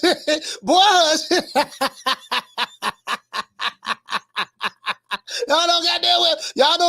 I'm just capping, boy. You know I'm just capping. Shout out to Vince. Hey, okay. We're dropping that half of bam, double your boy. Hey, Leroy. Super chat received. It ain't gonna be Big Rolo, man. Hey, what did he say, Vince? He said, let the haters hate. We support you, fam. Hey, Vince, I appreciate that, fam. As a matter of fact, we gotta get back. We gotta get back how we used to do. Down from the bar, there's a platform stage. People pimping, sharp as razor blades. Hey, shout out to Jaime Rivera. What did he say? He said, "Cool, stop smoking, bro." I'm gonna have a whole bunch of dudes for B-boy calling. Yeah, nigga, I want that bet. How much we bet? I want that bet. How much you want to bet? Say you gonna bet the house, huh? You want to bet the house? Niggas gonna be calling. They'll be breaking their neck to get that bet. Drop the cash out. What the cash out here? Hey, shout out to JRG. Hey, okay. Dropping that quarter of a bam, dub on your boy. Hey, Leroy. Super chat received. Hey, what did you say? What you say? He said they'll get in the next Fugatti payment ready for rolling. Down from the bar, there's a platform stage. People pimping, sharp as razor blades. Caller, what's your name? Where you calling from? James Lee, coach, what did you, my guy? James Lee, talk to me. Hey, man, we ain't getting nothing. We ain't getting no information, coach. I don't care where you from. I call Meech. Mm-hmm. And Meech, if you can't get no information out of Meech, you ain't getting no information out of nobody. Coaching them not telling nobody nothing. Mm-hmm. I think they got a gag order. I think they got a gag order in their contract with Showtime that they can't expose until it's time to expose. I don't want to see him fight nobody that's not in the top 10, coach. Flat out. I don't want to see him fight nobody in the top that's not in the top 10, man, because it's not even worth a fight, brother. I'm just being honest. The good news is he has a fight date. Now, I know that Tank normally fights twice a year. But he's fighting next year in January. So I did show that TGP Promotions, Tom Brown Promotions, they do have 3 dates within the first 3 months of January, within the first 3 months of the year, the first quarter of the year. So we know he has a fight date, and then he announced his venue. We don't know who the opponent may be. It's a possibility. It could be between Rolly Romero and Isaac Cruz. I do remember Calvin Ford saying that. And Isaac Cruz is a top 10 fighter. He's a top 10 fighter. Coach want that fight. Coach want that fight right there because Coach knows what he can do. Yeah. But he wanted to knock him out. He wanted to knock Cruz out. Yeah. That's probably what it is. Isaac Cruz was promised the De Los Santos fight. So for a title eliminator. Mm. That's the reason why. See, they was already in works. They was already in works with De Los Santos. That's why they keep talking about why he trying to get out of the Shakur fight, because he was already promised a title eliminator with De Los Santos, and that's why that's exactly why he's trying to get out that fight. Yeah, but we ain't gonna know, man, until it's time to know, man. But I don't got him fighting. I don't got him fighting none of them guys, bro, because it's not even like what that'd be like bringing you all the way back down, bro. If he's not fighting nobody in the top 10, it's not even worth watching him fight them people, man. It gotta be Pitbull, and he's got to be Pitbull or Romero. I think both of them in the top 10. They're both in the top 10 in the WBA. No, I think Rolly gone out there. Yeah, Rolly not in that top 10 no more. Not in the WBA? Not in the top 10? You don't think so? No, I don't think he in the top 10 no more. I think he out of there with that law. All right. Hey, but James Lee, man. I think he out of there with that law. Hey, but thank you for calling in, brother. Thank you for calling in. Shout out to James Lee, man. Be Thank more. you. Shout out to Be More. Thank you, too. Hey, you know what? He make a valid point. James Lee make a valid point. Hey, shout out to Bless 365. Dropping that quarter of a bam, dub on your boy. Hey, Leroy. Super chat received. Playtime's over, boy. Bless, what you say, sis? You say, could we be looking at could we be looking? We all know how the PBC does it. could be looking, reaching anything. Down from the bar, there's a platform stage. People pimping, sharp as razor blades. Hey, shout out to Bless 365. She never dropping that quarter of a bam, dub on your boy. Hey, Leroy. Super chat received. Playtime's over, boy. Hey, Bless say coach out here sacrificing. Coach about to sacrifice Hippity. It's a damn shame. No, Hippity, me and Hippity, I had Hippity about 4 years now. I'm not gonna sacrifice Hippity. I ain't gonna do it. I'm just capping. I ain't bet no damn house. From the bar, there's a platform stage. People pimping, sharp as razor blades. Yeah, I'm not gonna bet no damn house and Hippity on nothing. Big Rolly. Bro, you know what, man? Oh, I didn't even think about the Rolly rematch, bro. I didn't even think about that. So Big Blunts gave us some clarity. We know it's not gonna be we believe it's not gonna be any of the Russell brothers. So we scratched them out. Let's look at the WBA. We're gonna go to WBA, then I want to get into Floyd. Shout out to Vince. Hey, okay. For dropping another half of bam, dub on your boy. Hey, Leroy. Super chat received. Playtime's over, boy. Vince, what to say, fam? He said, Coach, we got that loan money. He said, we can do this all day. Let your trolls know we out here. Hey, man, I appreciate that, fam. Shout out to Vince, man, from VA. From the bar, there's a platform stage. People pimping, sharp as razor blades. Hey, Swat Jones, what you say, fam? You say I'm with the caller. I want to see him fight some of the zeros, the guys who got zeros on their record. Tired of fighters trying to protect their so much. Well, I tell you what, Swat, Big Rolo was undefeated. Hey, Swat, Big Rolo was undefeated now. So we know that does count for something. Shout out to Thuggin' D. You say I feel the same way. I know he ain't gonna get respect for Colbert. He's gonna have to fight a top 10 opponent. Hey, Thuggin' D, let's look at the WBA though, because Tank Davis does have the Reggie belt. He has the WBA Reggie belt. So let's look at the WBA, fam, and see exactly. Let's see what we have. Let's see. WBA. Hold on, guys. WBA. Let's pull up the WBA and see what they have in the rankings. James Lee might be right, but let's just check and make sure. He said Rolando Romero's out of the rankings. Let me do this. Let me bring this down so I can see. Let's bring this down so I can see. Let's see who the top 10 guys are over here. We pulling up lightweight guys. Hold on. All right, let's blow this up right quick. I want you guys to see this. Let me blow it up right quick. Now, quite a few fighters we're going to rule off this list. I'm going to tell you why, because they're not PBC fighters. It's only going to be a PBC fighter. You say he say stop, coach, that don't count. Hey, y'all hate no Big Rolo. Big Rolo. Hey, y'all remember that? Y'all remember that I was saying that last year? I'm a hype and roll it up. Big Rolo. Hey, man, all those who new to the channel, man, I got a cousin, right? My cousin, my cousin, man. Hey, we need 40 more likes. We need 40 more likes. Hey, my cousin, right? Hey, we need 40 more likes. Hold on. We need 40 more likes, guys. Hey, my cousin bet $100 on Rolly. He said, man, I don't know, man.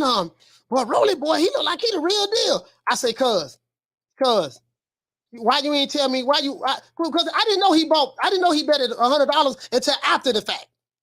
I said, cuz, why you ain't just call me? You know I cover this boxing every day, like on the podcast. Why you ain't call me? I could have told you not to bet no money on goddamn Rolly.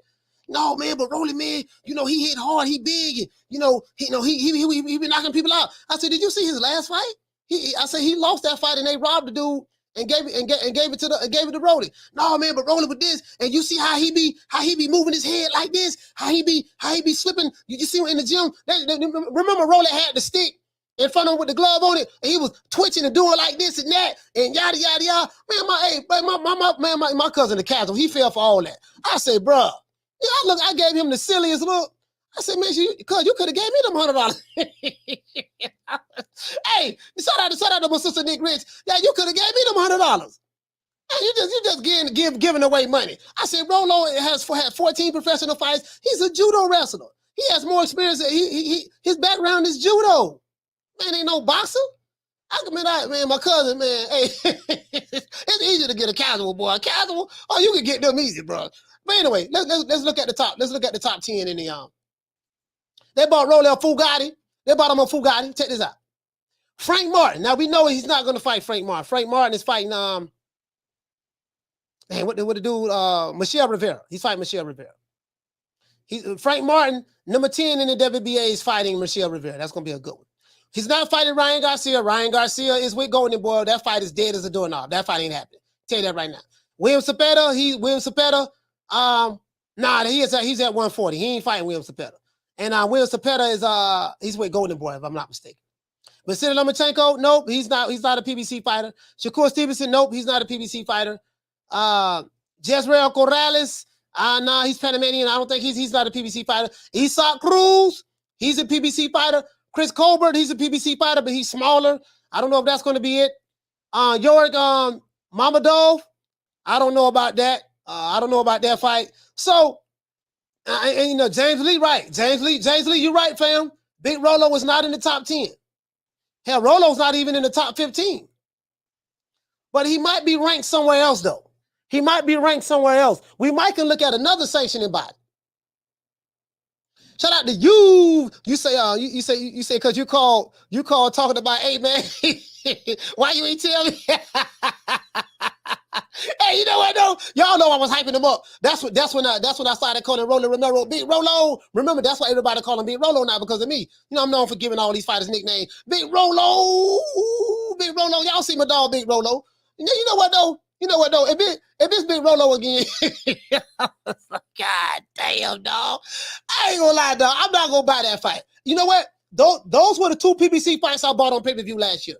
I bought Errol Spence and Ugas, and I bought Tank Davis and Roland Romero. Those were the two PBC fights I bought last year. Yeah, was that last year or this year? No, this year. This year. Sorry about that. When that was Tank fought Rolo? That was this year, right? Yeah, that was this year. This year. Those were the fights. Those were the fights that I bought. Those were the two fights I bought. James Lee, he say, we might get William Cepeda. Nah. William Cepeda is with Golden Boy. That's not gonna happen. It's gonna be a PBC fighter, James. And William Cepeda fight at 140. No, that's a lie. The William Cepeda fight at 135. He do fight at 135, but that fight, he's not a PBC fighter. It's gonna be PBC. It's gonna be PBC. You say damn sad, no rankings for Big Rolo. Yeah, they hate no Big Rolo. They hate no Big Rolo. It's a conspiracy against my dog. They got a conspiracy against my dog. He said PBC go hype up. Go hype up that.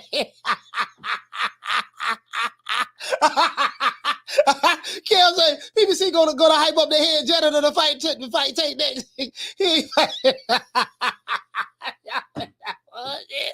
Boy, y'all win, boy. Y'all ain't even playing. No, Michelle Rivera is fighting Frank Martin. Michelle Rivera is fighting Frank Martin. So that cool boy, that ain't gonna happen right there.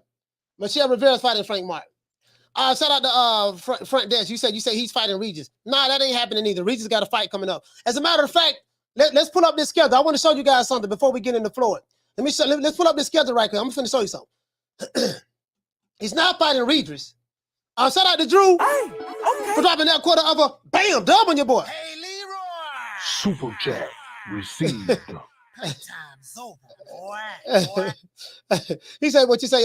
He said in your famous TBE voice, Floyd voice coach. He said, tell us why Tank did not fight Ryan, and it didn't matter who. It didn't matter who he fight, cause Tank and Booger Ray are the A side. Yeah, it doesn't matter. Like I said before, Ryan Garcia, hell of a fighter, hell of an Instagram model as well, hell of an Instagram model. He takes some of the best selfies on the planet. I've never seen anyone. Like I said before, I never seen anyone take selfies like Ryan Garcia. Hell of a fighter, hell of angles. Like I said before, that fight will happen later on down the line in the future. Right now, we're trying to build a fight up. We're trying to build it up, and I still have beef with Oscar. Me and Oscar still don't like each other.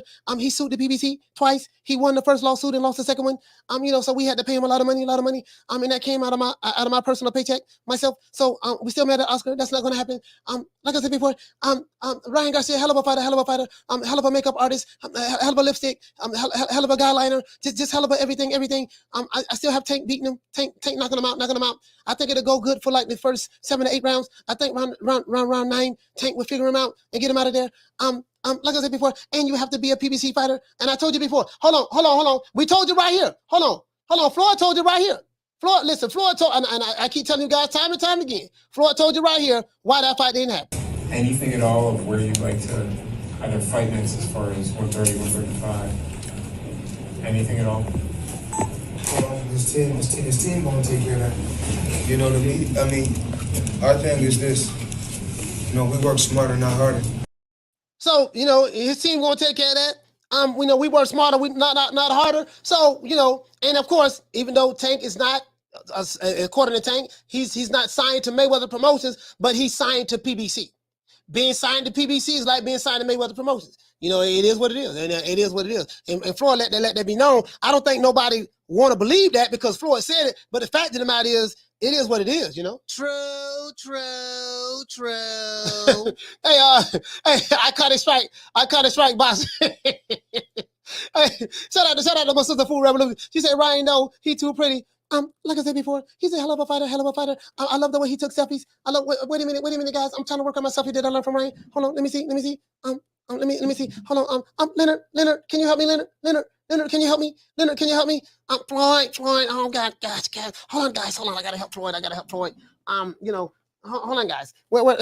Gotta help Floyd. Floyd, I'm coming right now, Floyd. Wait a minute, Floyd. I'm just so happy to be back in your good graces. I love the fight that you had on DAZN, the same app that I was trashing, Floyd. People have been clowning me. Floyd. Yes, Floyd. There's a way I can help you, Floyd.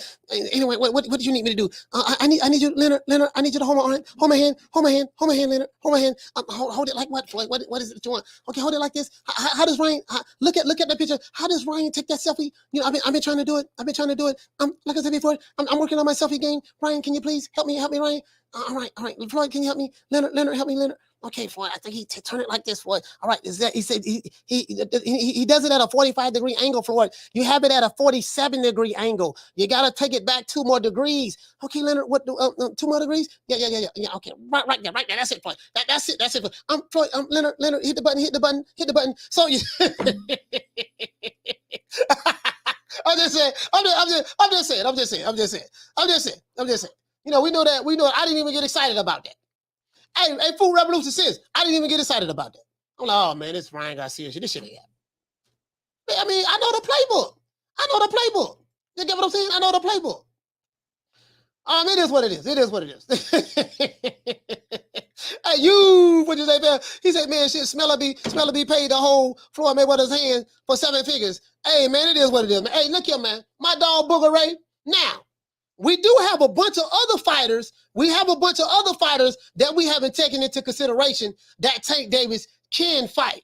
There's a bunch of other fighters that we have not taken into consideration that Tank Davis can fight. You know what I mean? And my dog Booger Ray, he did let us know that we do have some, some stars over there, some young bucks that's, some young guns that's coming up. And who's the next big star under Mayweather Promotions?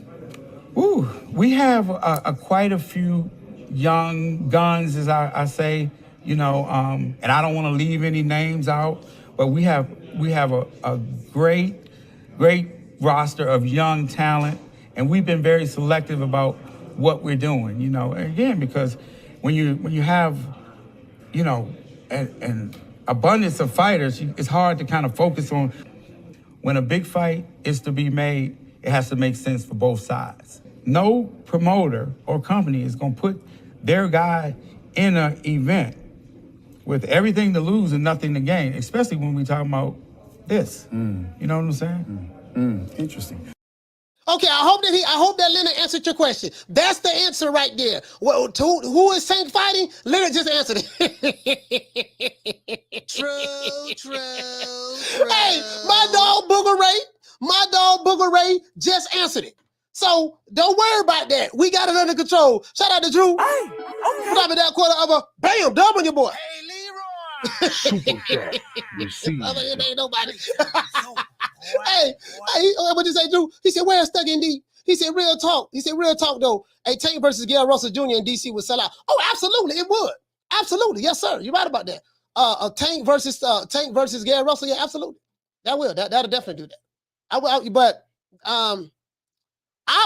would be shocked if that happened. I would be shocked if that happened.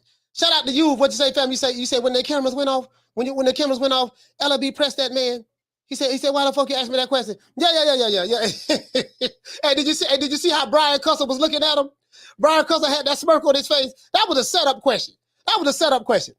Caller, what's your name? Where you calling from? What up, Coach? It's Roach from Houston. Roach, talk to me, baby boy from Houston, man. H-Town in the building. Talk to me. Yes, sir. Hey, man. I mean, honestly, from hearing your show and listening to everything you've been saying and all that, me personally, I feel like it's obvious that you hold it now and negotiating and Tank Davis fight for hippie. What happened? That's just my opinion. What'd you say? I said I think you've been negotiating that Tank Davis fight for hippie. I don't think you want to feel the beans to it. I think you're just playing stupid, man. I think you've been negotiating for hippity, man. Hey, look here, man. Hey, I'm trying to work something out with Leonard. I'm trying to work something out with him right now, man. We try to do a joint promotion, together. Coach Malachi Promotions. Joint with Mayweather Promotions. We try to work something out. Hey, but I will say this: if Hippity don't get the fight, I was trying to kind of, do some digging and do some research, see if I can come up with an opponent. Yeah. And I think I finally found out who he's gonna fight. If he doesn't fight Hippie, I think he's gonna fight. When Leonard said, "Whoo," I think that's who he's gonna fight. I think he's gonna fight Woo.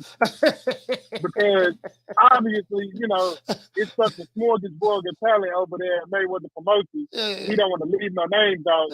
So I mean, that's the only name that he identified. So I'm gonna get off the phone and let the tips talk. But I just wanted to say, I think he's gonna fight either Hibbity or I think he's gonna fight Woo. Appreciate you taking my call, Coach. Shout out to Rose. Ain't nobody coming. Hey, shout out to Rose. Hey, shout out to Rose, man. Hey, using it down. Hey, look here, man. Hey, look here.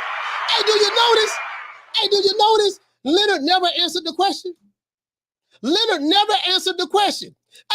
sent Leonard some of this fight footage right here. I sent Leonard some of this fight footage. Because we was working out something on the back end. We was working out something on the back. We were working something out on the back end, you know what I mean, about what we're gonna do. I showed Leonard some of the fight footage, and he said that the hand speed was a little bit too much. Pussy ass nigga, what's going on, boy? I'm telling you, boy, I'm knock your fuck ass out, boy. Blow for blow, pound for pound, nigga. I got the title, nigga. I'm telling you, boy, I'm finna knock one of you Wakanda niggas out. Nigga, I got these hands, nigga. I'm throwing them paws at that nigga, finna knock your ass down again, nigga. Get your ass back up, nigga. Don't run, nigga. Don't run, nigga. I'm telling you, boy, I want all the smoke, nigga. I'm throwing them paws, nigga. I'm putting them hands on you, nigga. I told you what I'm gonna do to you, nigga. Catch you with the check left hook, nigga. Check left hook, nigga. I told you, boy, pound for pound, nigga. I'm the best. This more action than any Devin Haney fight. Put these paws on you, nigga. I told you, I got your backing up, nigga. I got your backing up. Nigga, watch that check left foot, knock your ass down again, nigga. I'm telling you, boy, it is what it is, nigga. I'm gonna make it do what it do. I'm telling you, boy, we ain't even playing over here, boy.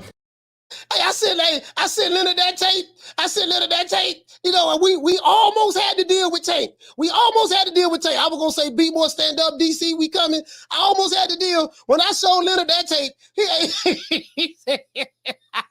he said stylistically, that style is all wrong for Tank. He didn't want to put him in there with Hibbity. He didn't want to put him in there with Hibbity. Stylistically, you know, he didn't want to put him in there. Even he didn't want to put him in there with Hibbity, man. So I tried. He said, what he said? He said Floyd out here doing exhibition fights for fun because the PBC is broke. He said they got Floyd out here fighting for funds. Hey, bro. All I'm saying today. Hey, all I'm saying, Coach Malachi Promotions, we want the smoke. They ducking.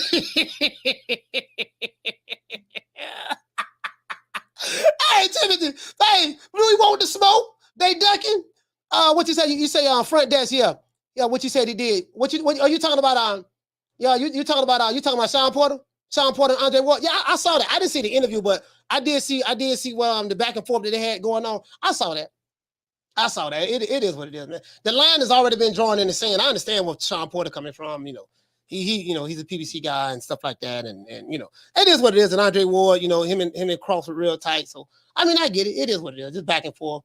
Hey, shout out to the Mark. You said as soon as Leonard heard more action than Devin Haney.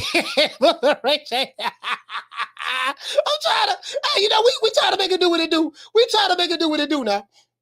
And we try to make it do what it do now. It is what it is. We know we gonna find out. We gonna get to the bottom of it. You say if you look closely, Leonard was looking down the whole time. Bruh, do you notice he never answered the question? He said, "Woo!" And listen, I pulled up his roster. We pulled up his roster now. We know what they got over there at Mayweather Promotions. Boy, ain't nothing over there, boy. It's shaking like booty meat over there, bro. Shaking like booty meat over there. There ain't nothing over there, bro. Like, bro. Like, shit, they, you know. Hey, Archie might be on to something. I put it this way. Listen, Tank is going to fight either Isak Cruz, in my opinion, or Rolly Romero. I didn't think about Rolly. I kind of ruled him out, but Isak Cruz, Rolly Romero. Isak, hey, Jaime say those rabbits will sell out in the arena. And guess what? And the rabbits, and guess what? And Hibbity Mexican. And Hibbity Mexican. Hibbity is a Mexican rabbit. So guess what? There you have it right there. We're going to sell out. True. We're going to sell out. True. He said, no. He said, no. He said, what you say? You say, nah, because Tank said if Devin wins, he wanted to fight him next. So after Lomachenko, if Devin wins, we'll see what he's about. But that's gonna be next year. Fam. Devin Haney and Lomachenko don't have a fight date yet. That's gonna be next year. And to be honest with you, Tank Davis is he has the WBA Reggie belt. He can activate his mandatory to fight the WBA super champion right now. He can do that. I don't know if you know that, but by him having the WBA Reggie belt, if he wanted to fight, if he really wanted to press that, he can. If he wanted to press that, he can. Now, check this out. I was watching this interview of Floyd Mayweather. Now, you guys know I didn't cover the fight last week of this exhibition, this play fight of Floyd Mayweather when he fought DG. When he fought DG, which is KSI's brother, over there on DAZN. They fought on DAZN. I didn't watch that shit because I knew what it was. It was WWE setup. Of course, Floyd ended up stopping the guy. The referee waved it off because he had his, Floyd hit him with a flurry for like 10 seconds. The guy didn't answer, didn't try to throw back, just sat on the rope, and the referee stopped it. But anyways, that's neither here nor there. So Floyd says something. That, hey, BJ, what he say? He say, damn, Hibbity Mexican, damn. They don't want the smoke. They don't want, hey, that's what Mexican fighter, they don't want nothing but Hibbity, boy. Hibbity don't even play. Floyd Mayweather said something that kind of rubbed me the wrong way. You guys know I like Floyd, but a lot of guys, they don't know who Floyd is. Again, you got Floyd has newfound fans. They only know Pretty Boy Floyd. And from the Pretty Boy Floyd phase, they only remember like 5 fights. They might remember when he fought Oscar De La Hoya. I think they fought in 2007. Let me pull up Floyd Mayweather. I think they fought in 2007, if I'm not mistaken. Pull up box rec. I think that's 2007. That's when he became Money Mayweather after that. He became Money Mayweather after that. I remember I've been following Floyd through the Olympics, all of that, right? I remember when he got robbed in the Olympics. Let's go here. He fought Oscar, 2007. So, a lot of these guys, that's all they know Floyd. His last 15 fights. His last 15 fights, that's all they know. They don't know Pretty Boy Floyd. They know they got on the Floyd when he fought Oscar. Some of them. Some of them didn't catch on to Floyd until when he fought maybe Marcos Maidana, right? But I'm looking at it right now, and I want to show you guys something. Because even Money Mayweather has an impressive resume. Money Mayweather has an impressive resume, but I'm going somewhere with this. Y'all bear with the old boy for a moment. I'm going somewhere with this. But this pissed me off. Check this out. Y'all check this out right here. Now, I want you to hear this. Why would you want to talk about what a lot of time when they say, oh, Floyd have to do exhibitions? My philosophy is never stop getting it. Currency over legacy. I would like to fight President Nassim. Hopefully we can meet at 128. Or he can come up to 130, we can fight. Or hopefully I can fight the winner of Casamayor and Free Test. I'm looking forward to moving up to 135, fighting Paul Spatafor, Jose Castillo, and hopefully moving to 140 and fighting Constance Zoo. Floyd Mayweather's not ducking or dodging any opponent out there. Now, I want you to hear this other part right here. Let's hear it a lot more clear. Forward to moving up to 135, fighting Paul Spatafor, Jose Castillo, and hopefully moving to 140 and fighting Constance Zoo. Floyd Mayweather's not ducking or dodging any opponent out there. I'm willing to fight whoever, whenever. I'm forward to fight Arturo Gatti next. That's a big pay-per-view fight for me, and that's what I'm looking forward to doing. Mandatory to fight for the WBC 140-pound title. I proved myself over and over again. I went to 130, beat the best. I went to 35 and beat the best. Now I'm moving up to 140. Only thing Floyd Mayweather do, he want to fight the best out there. I think Arturo Gatti's a tough opponent. I want to fight the best they got out there. I would love to fight Constance Zoo, Arturo Gatti, the best out there. And I hear that Shane Mosley is coming down to 147. I hear Oscar De La Hoya is coming down to 147. For Floyd Mayweather is willing to go to 147 and fight Shane Mosley or fight Oscar De La Hoya. Now, that's Pretty Boy Floyd. A lot of you young whippersnappers who love Floyd Mayweather, you know nothing about that Floyd. You know nothing about that Floyd. You know the Floyd that talks today, currency over legacy. Belts don't mean nothing. Picking and choosing, ducking and cherry picking. That's you guys' philosophy, and you say that you got it from Floyd. And when I hear these guys say this, I'm like, you niggas don't know nothing about Floyd. You don't. Because when you're dealing with Floyd Mayweather, you're dealing with two different personalities. You're dealing with Pretty Boy Floyd, and you're dealing with Money Mayweather. But even if you look at Pretty Boy Floyd and Money Mayweather, that's even impressive within itself. Floyd preaches one thing today, but he practiced something totally different when he was a fighter. I tell you guys this all the time. And when I say you guys, I'm not talking about the older guys in the chat. I'm talking about the young whippersnappers, the dude who may be 30 and younger. Those guys. Shout out to Drew. Hey, okay. Dropping that quarter of a bam, dub on your boy. Hey, Leroy. Super chat received. Playtime's over, boy. He said, like I said before, he said we work smarter, not harder. It's chestnut checkers. You know, I retired with all of my faculties. Yep, pretty much. And but what I'm saying is, you'll tell a lot of these guys, they'll try to use these talking points, and they really don't know what the hell they talking about. Down from the bar, there's a platform stage. People pimping, sharp as razor blades. So let's break them off real proper light. Right? So Floyd says, it's about legacy, and it's about currency over legacy. That's what he said, right? That's what he said, right? Okay, currency over legacy.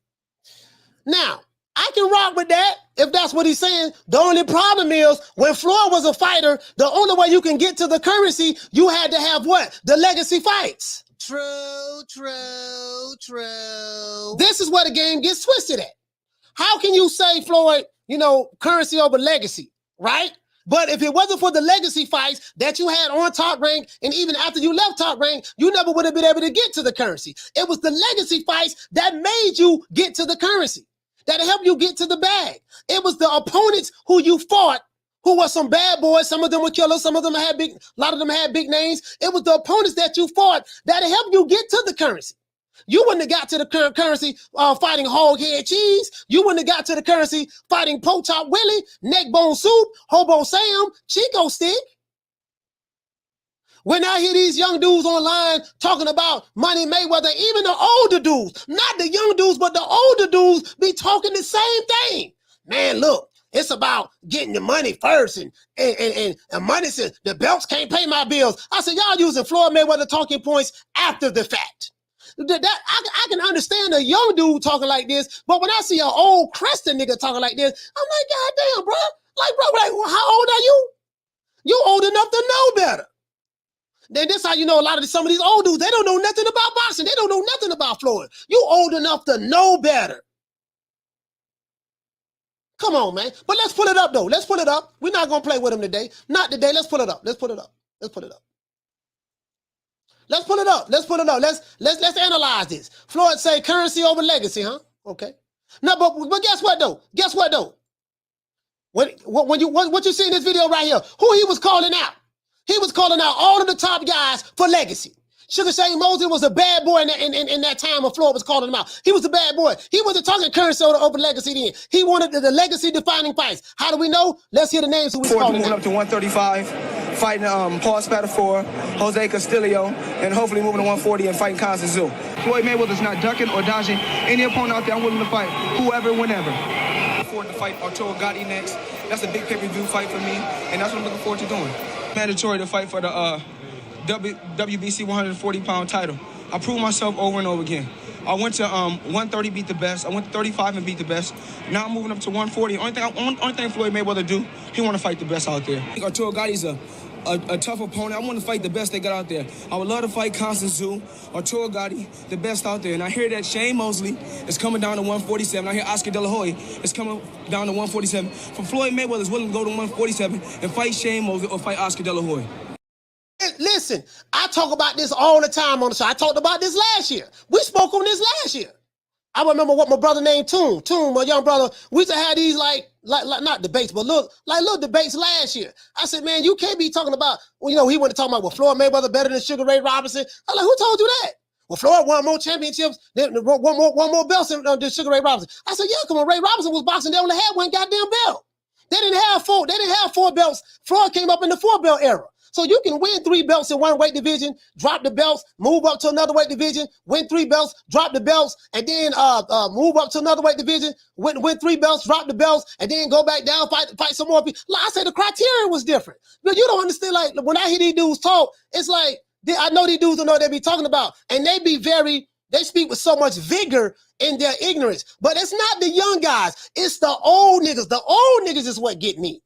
Oh, the old niggas is what get me, bro. It's like, bro, listen to this. I want you to listen to this. What Floyd said right here. What I really want to talk about, a lot of time when they say, oh, Floyd have to do exhibitions. My philosophy is never stop getting it.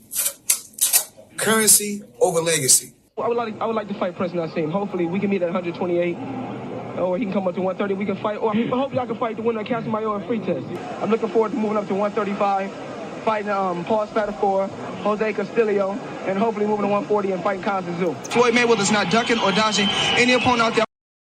Now, in today's time, you got fans, they don't want to call out the big names. They duck and dodge. And today's fans, they condone ducking and dodging. True.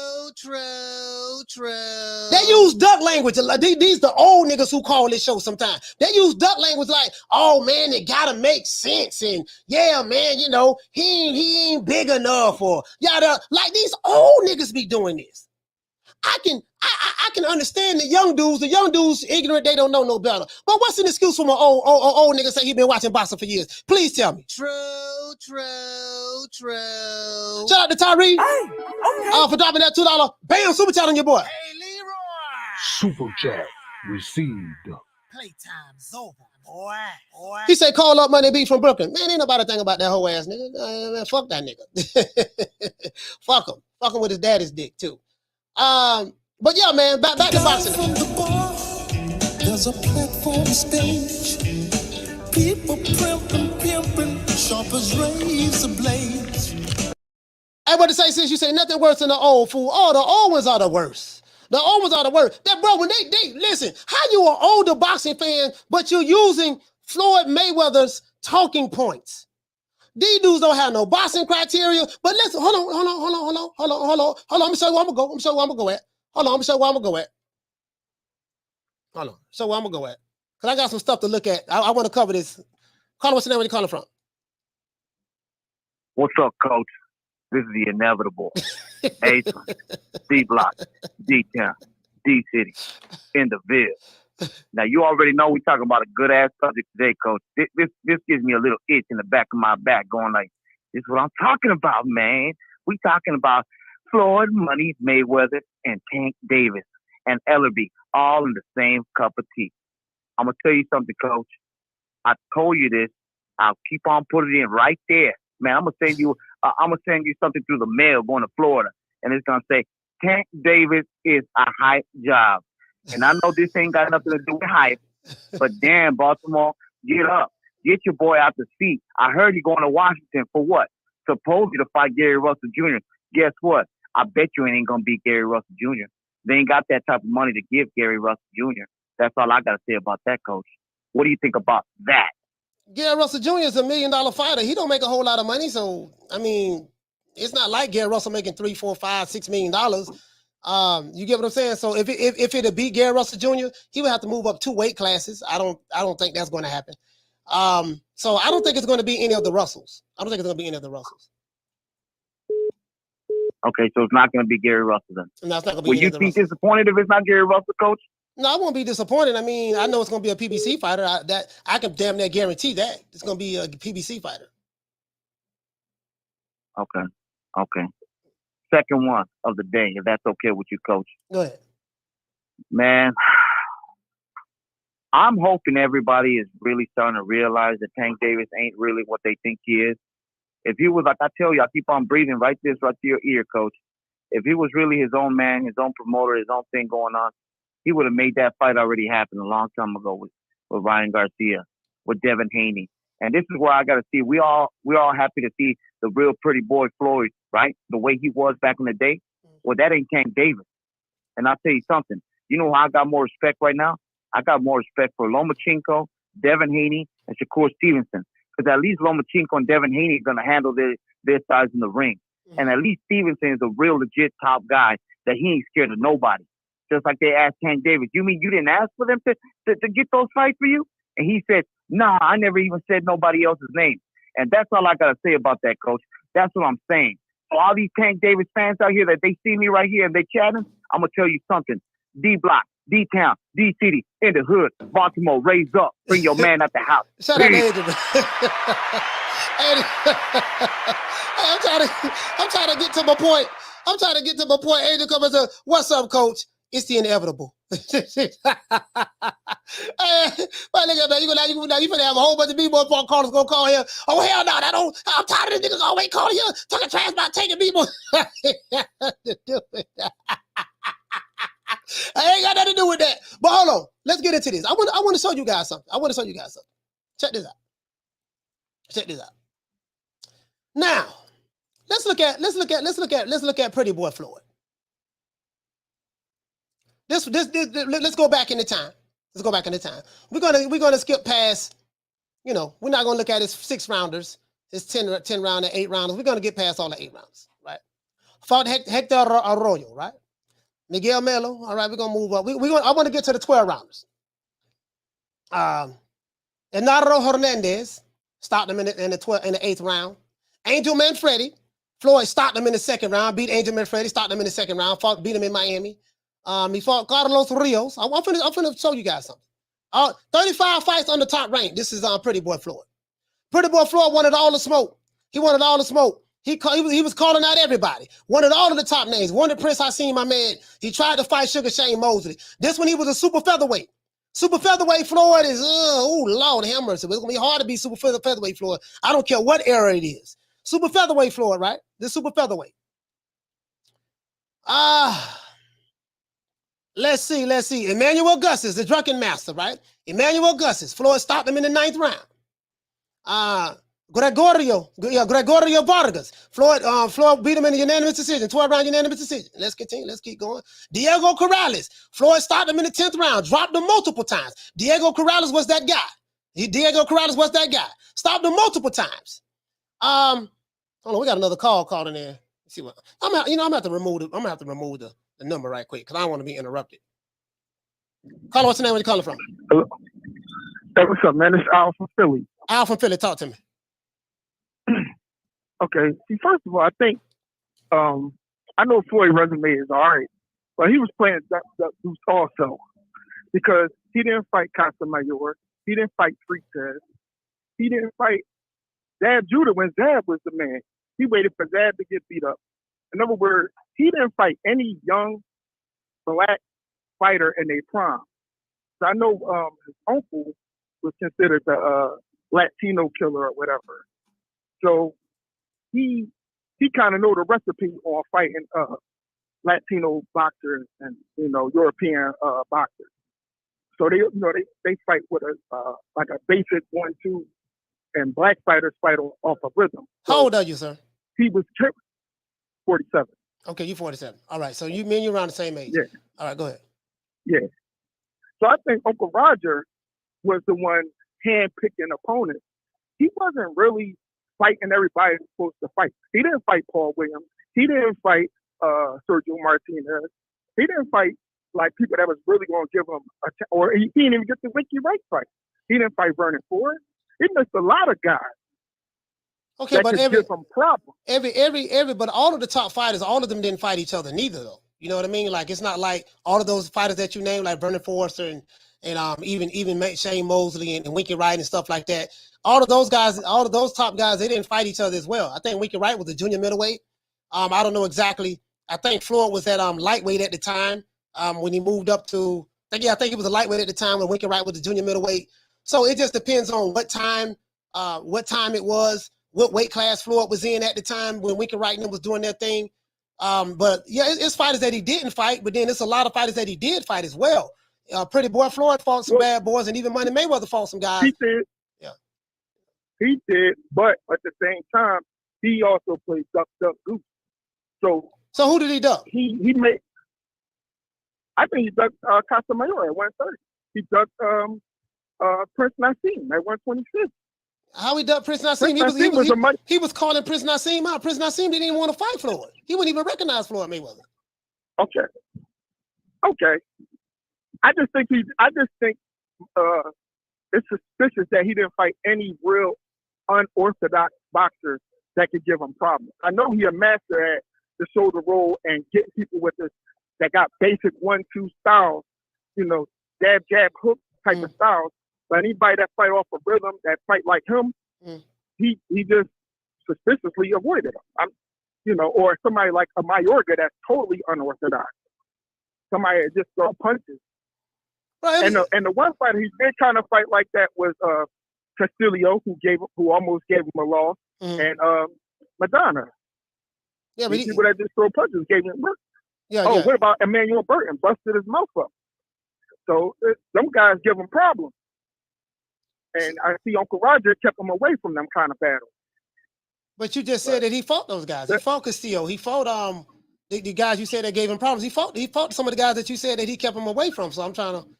So you're of the opinion that Floyd Mayweather's resume is really not all of that, and he was a ducker throughout his career. That's your opinion? No. I'm not saying that. I'm just saying he's not like the fighters of yesterday. You know what I'm saying? Not necessarily. He came up in a right time. You understand, where the money was coming in, and people who really were giving work was on the downside.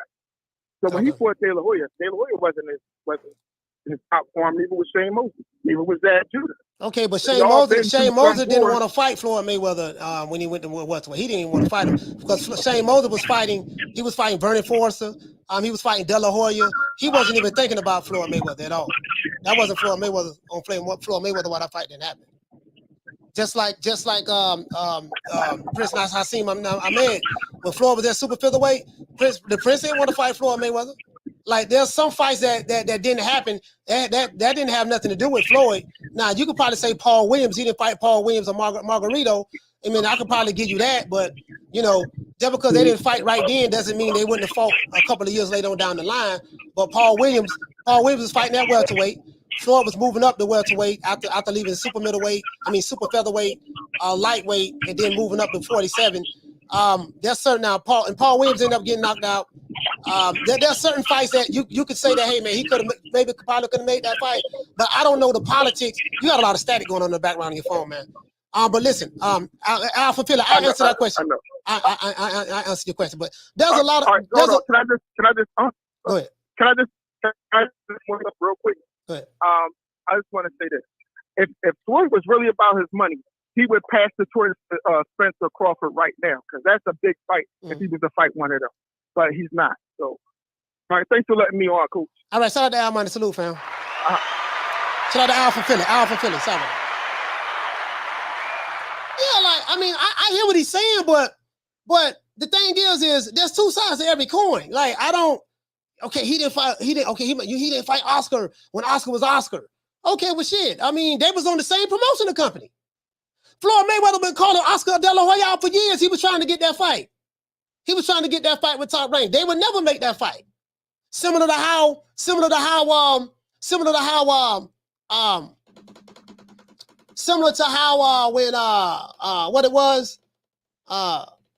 when Crawford was trying to fight Manny Pacquiao for years, Bob Brown would never make that fight. You get what I'm saying? So those fights didn't happen because one fighter was ducking another fighter. There was a lot of politics that was going on. Oscar was fighting some hell of a boys though. You see what I'm saying? But let's do this. What did he say? Why in the fuck would he fight Bud or Spence right now? I don't know. I don't know what y'all got going on in the chat. But anyways, super featherweight, he fought Diego Corrales. Anybody know anything about Diego Corrales? Diego Corrales was the man at that division. He fought him young and in his prime. Floyd Mayweather fought him young and in his prime. Carlos Hernandez. Let's look at who he fought. Emmanuel Augustus, the drinking master. Let's look at who he fought. Right? And I'm going somewhere with this. Chavez, Jesus Chavez, right? Jose Luis Castillo. A lot of people argue that Floyd lost that first fight. A lot of people feel that Floyd Mayweather lost his fight with Jose Luis Castillo. But guess what Floyd did? He ran it back with him. They went back on the rematch, ran it back, he beat him again. Now, these scores right here were crazy to me. In my opinion, I'm going to be honest with you guys. In my opinion, and I was a diehard Floyd Mayweather fan. In my opinion, I thought he lost that fight to a split decision to Castillo. I honestly did. I'm not going to lie to you. I thought he lost that fight to a split decision. Floyd said that he was hurt. His shoulder was hurt. He wasn't. If you look at the first fight and the second fight, he didn't fight nowhere. If you look at the way he fought in the second fight versus the first fight, it's like it was two different fighters. Just being honest with you. But doesn't matter. He got the W. But he ran it back with him. Let's go. Let's see. Philip Endo fought that guy. He fought DeMarcus Chop Corley. He fought Chop Chop. This here, I think when he fought this guy right here, let's see, who did he fight? I want to make sure. Had the belt here. He moved up to the lightweight division. What year did he move up to the lightweight division? Just trying to make sure, guys. I don't want to be wrong. What year that was. Okay, 2001. Won the lightweight title. Was that 2001? 2002, he won the lightweight title. Sorry about that. 2002. Fought Jose Castillo twice. Philip Endo. Chop Corley. He fought Arturo Gatti. This here was probably one of the worst fights I've ever seen in my life. I've never seen a man get beat this bad. Well, I'm not going to lie. I have. But this fight right here, bro, he beat the brakes off Arturo Gatti. He damn near killed that man in the ring. Sharba Mitchell, he fought him. Zab Zuda. Now, people say, oh, man, Zab wasn't the same, but he fought Zab Zuda. Zab Zuda wasn't a washed-up Zab Zuda. Wasn't as washed-up Zab Zuda at all. You know what I mean? I'm talking about Zab Zuda. Zab Judah. Sorry about that, guys. Zab Judah. I got this Invisalign in my mouth. It is very, very hard for me to pronounce words with this Invisalign in my mouth. Zab Judah. Sorry about that, guys. Zab Judah, they fought, right? Carlos Boldemir. Carlos Boldemir. He fought him as well in the lightweight division. Picked up some titles on the way. Oscar De La Hoya, him and Oscar De La Hoya fought in 2007. I remember this fight right here. I'm not going to lie, guys. Floyd won in a split decision. That fight could have went either way. Floyd won in a split decision. And I think he lost. Did he leave Top Rank at this time?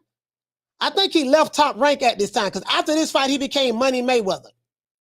I don't think Floyd was with Top Rank anymore, if I'm not mistaken. Now this what made Floyd Mayweather a crossover star when he fought Oscar De La Hoya. I'm gonna finish show you guys where I'm going at with this. After Oscar De La Hoya, Floyd Mayweather became the pay-per-view star because Floyd Mayweather couldn't sell pay-per-views worth nothing prior. He couldn't sell pay-per-view fights worth nothing prior. Oscar De La Hoya was that guy that made Floyd Mayweather a crossover star. Whether you like it or not, that's the truth. After that, he fought Ricky Hatton. Ricky Hatton had a whole goddamn country behind him. The entire UK was behind Ricky Hatton. Floyd knocked him out, stopped him in the 10th. He fought Juan Manuel Marquez. Floyd, now all these is Pretty Boy Floyd. All these, he became Pretty Boy. No, sorry about that. All of these are Money Mayweather. He was Pretty Boy Floyd here. After Oscar, he became Money Mayweather. Ricky Hatton, Money May. Anything after Oscar De La Hoya was Money Mayweather. But I want you to see the names he fought. Now, the criticism that people give Floyd, oh man, you fought these dudes, they wasn't hot, they weren't in their prime. But guess what though? Sugar Shane Mosley, when he was in his prime, he didn't want to fight Floyd Mayweather. He didn't want to fight him. But Sugar Shane Mosley, look at who Sugar Shane Mosley was fighting though. Sugar Shane Mosley had better options than to fight Floyd Mayweather. He fought Oscar twice. He fought Bernie Forrester twice. Let's look and see who Sugar Shane was fighting. See, you got to factor in all of these things. A lot of these fights that didn't get made at the time, it may not necessarily have been these guys was ducking each other and stuff like that. Look at who they were fighting at that time. Floyd Mayweather, I mean, to be honest, he wasn't no hot. He was a hot commodity from a talent standpoint, but he wasn't selling like that until he fought Oscar De La Hoya. He did good in Vegas and stuff, but until he fought Oscar De La Hoya, that's when he became the crossover star, Money Mayweather. But let's keep going. Sugar Shane Mosley, listen who Sugar Shane Mosley was fighting around that time. Shit, when Sugar Shane Mosley was a welterweight, shit, goddamn, Sugar Shane was fighting some motherfuckers, boy. Fought Oscar. Rafael Rivera. Shit, Sugar Shane was. Let me see. Jesse James Leha. This here a lightweight though. This here a lightweight. I want to see when he got the welterweight. Sugar Shane wasn't ducking no smoke. I need to see when he got the welterweight. When Sugar Shane went up to welterweight. He fought Oscar De La Hoya at welterweight. I know that for a fact. Beat Oscar De La Hoya for both belts. Fought Antonio Diaz. So, Bernie Forrester right here. Bernie Forrest beat him twice, back to back. This one, Allen Haymon. Allen Haymon used to manage Bernie Forrest at the time as well. Anyways. Shane Mosley. Victor Ortiz. Victor Ortiz was a young Mexican-American fighter coming up. Victor Ortiz, that's the fight that everybody was mad at Floyd. They said he cheated, but, Victor Ortiz didn't have his hands up. That's on him. Miguel Cotto. He fought Miguel Cotto. Miguel Cotto, in my opinion, gave Floyd Mayweather the most punishment I've seen. Miguel Cotto had Floyd Mayweather nose swollen up and everything. Like Cotto wasn't bullshit. And I think I'm not going to lie, these scorecards were way too wide. 118, 110, 117, 111, 117, 111. This year was just too much. That fight was a lot closer than the scorecards. He fought Robert the Ghost Guerrero. Robert the Ghost ain't nobody. I remember that. He said, Floyd said, I'm the Ghostbuster. The Ghost ain't nobody. He fought Canelo. think Floyd was like 30-something years old, 37 maybe, 36, something, 36, something like 36, something like that. Let's see, 2013. I was 39 in 2013. Floyd is 3 years younger than me. So he was 36. Marcos Maidana, he was 40 when he fought, he was 37 when he fought Marcos Maidana. Fought him back to back. Some people felt like Marcos Maidana won that first fight. Then he rematched him. Fought Manny Pacquiao. Some people say that was a pass to Hill, Manny Pacquiao. They wasn't saying that prior to the fight, though. Andre Berto and Conor McGregor. Conor McGregor made his debut fight from the MMA. That ain't no goddamn, I don't even count that fight as 50-0. But I say all that to say this. Where am I going at with this?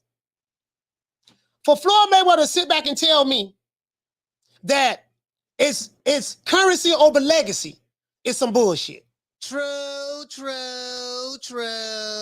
And he's selling to these old guys who be calling me, telling me the same BS. When look at all of the legacy-defining fights he had. Let's look at the legacy-defining fights he had. They totally forget about Pretty Boy Floyd. Pretty Boy Floyd had legacy-defining fights. Emmanuel Augustus, Carlos Rios, Angel Manfredi, Diego Corrales, Carlos Hernandez, Jose Luis Castillo, Filipindo, right? DeMarcus Chop Corley, Arturo Gotti, Shamber Mitchell, Zab Judah, Carlos Boldemir, Oscar De La Hoya. After that, he became Money Mayweather. Ricky Hatton, Money May. Juan Manuel Marquez. Marquez moved up, but he's a Hall of Famer. Sugar Shane Mosley. Yeah, Sugar Shane was old, but hey, it is what it is. He fought him. Victor Ortiz. Miguel Cotto. We ain't gonna even count Robert Guerrero. Robert Guerrero ain't nobody. Saul Canelo Alvarez. Marcos Maidana twice. Manny Pacquiao. And Andre Berto ain't nobody, and Conor McGregor ain't nobody. So, if you look at the fights he had prior to becoming Money Mayweather, he had some legacy-defining fights. My problem I have with Floyd is you have fighters that they don't even have any legacy-defining fights. I'm talking about the young fighters who look up to Floyd Mayweather.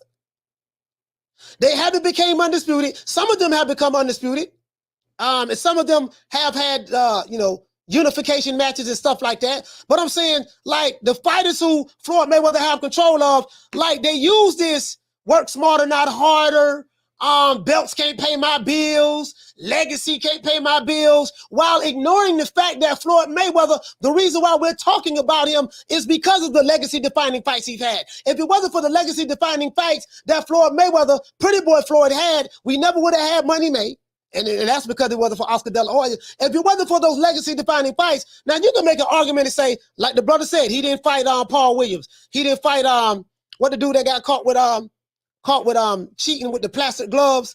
I forgot his name. Dude, the plastic gloves that was cheating. Margarito. He didn't fight Margarito. You can say that he didn't fight certain fighters and stuff like that. But you got to look at what was going on at that time. Now, Margarito was chasing Floyd.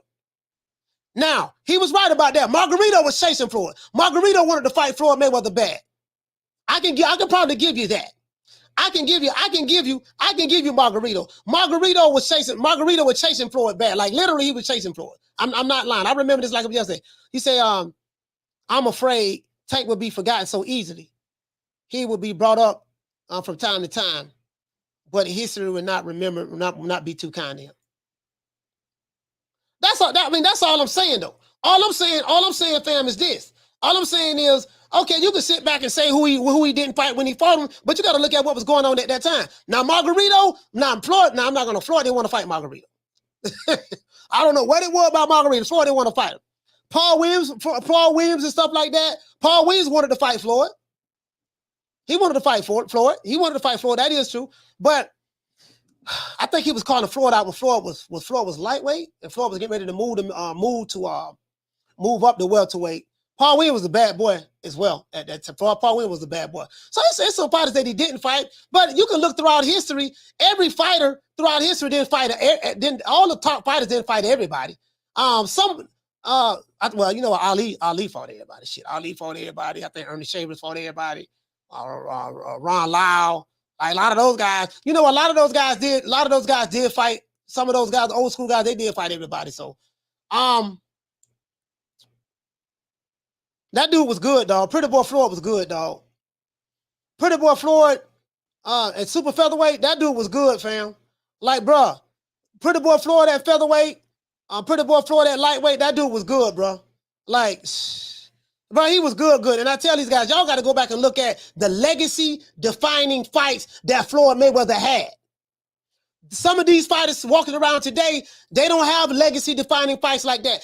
Floyd had multiple legacy-defining fights, like literally in the double digits. And these fighters who say we believe in currency over legacy, well, the only way you're going to get to the currency before the legacy, because the legacy is going to get you to the currency. This is why you're getting paid $1.5 million guaranteed, because you ain't having no legacy fights. True. Hey, Jaime Rivera, this why these dudes at the PBC, and some other fighters, they're getting $1.5 million on the front end guaranteed, $1 million guaranteed, because you ain't fighting no legacy defining fights. That's why they paying you low ball money, and you got to try to get the rest on the back end, whatever the hell that is. We taking the Mayweather blueprint. What blueprint? You ain't taking the Mayweather blueprint, because you can't have the Mayweather blueprint without going through the Pretty Boy Floyd phase. These dudes want the Mayweather blueprint without going through Pretty Boy Floyd. And then even if you're going to go through the Money May blueprint, you got to have top names that you're fighting at Money Mayweather. Look at the top names that Money Mayweather fought. Do you see any of these guys all these guys who say they following the Mayweather blueprint? How many guys that's following the Mayweather blueprint that did, even forget Pretty Boy Floyd, that did what Money Mayweather did? True.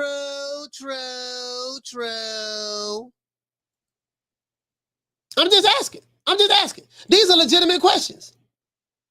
These are legitimate questions,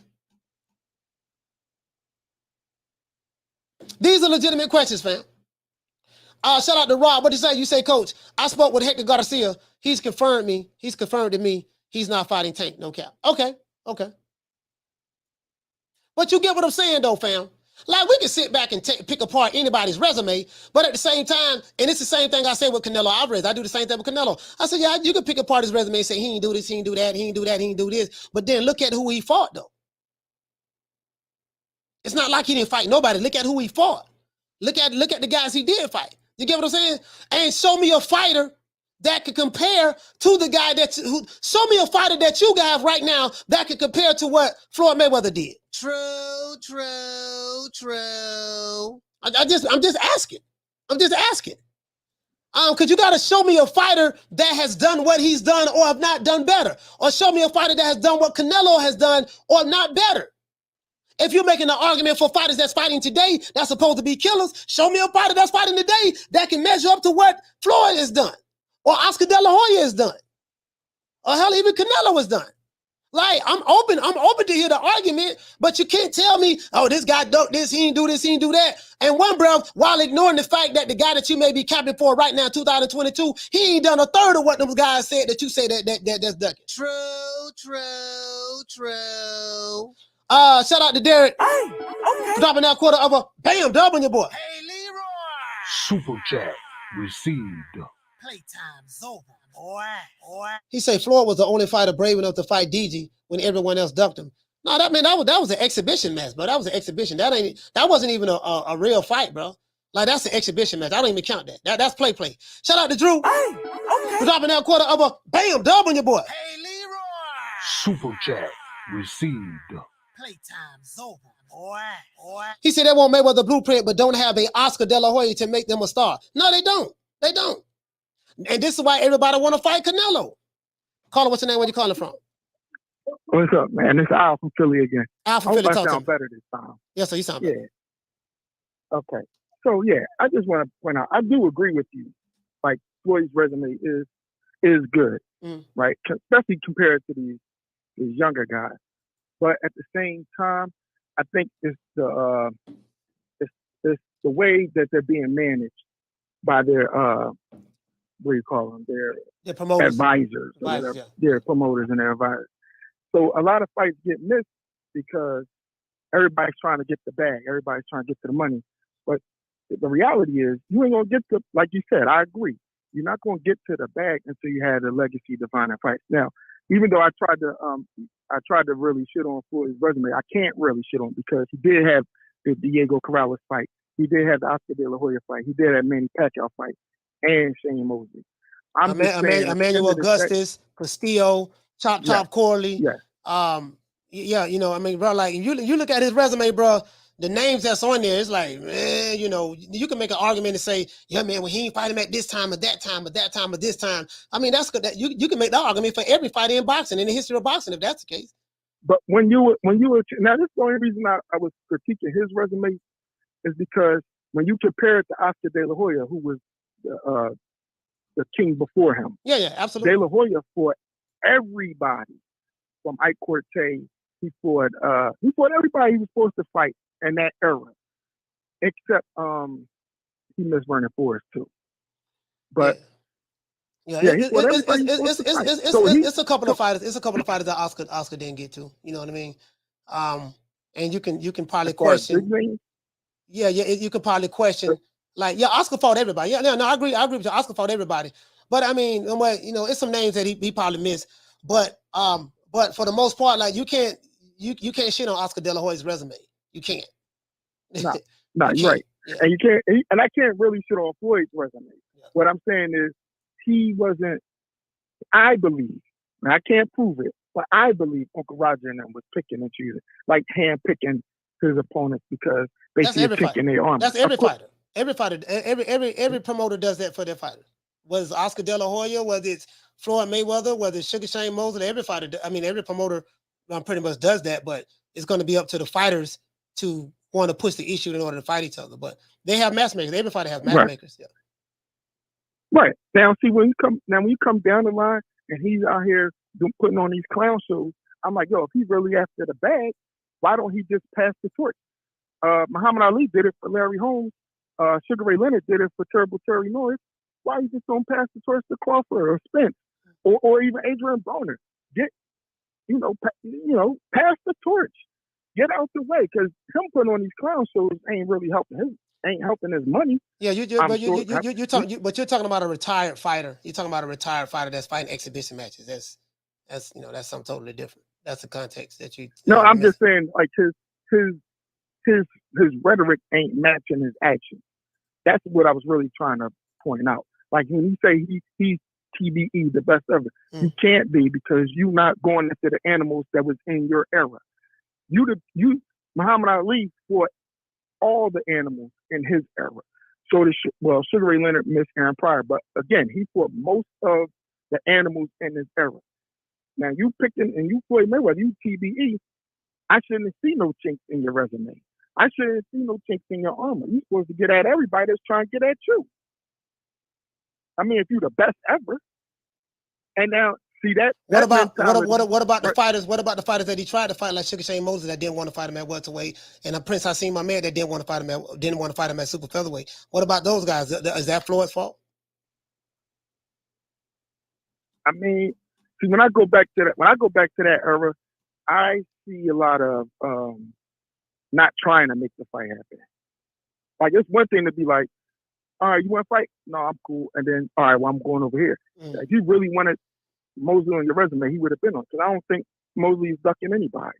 Mosley didn't want to. Sugar Shane Mosley didn't want to. Yeah, I know that's your opinion, but Sugar Shane Mosley did not want to fight Floyd Mayweather. He was fighting other guys. He wasn't even thinking about Floyd.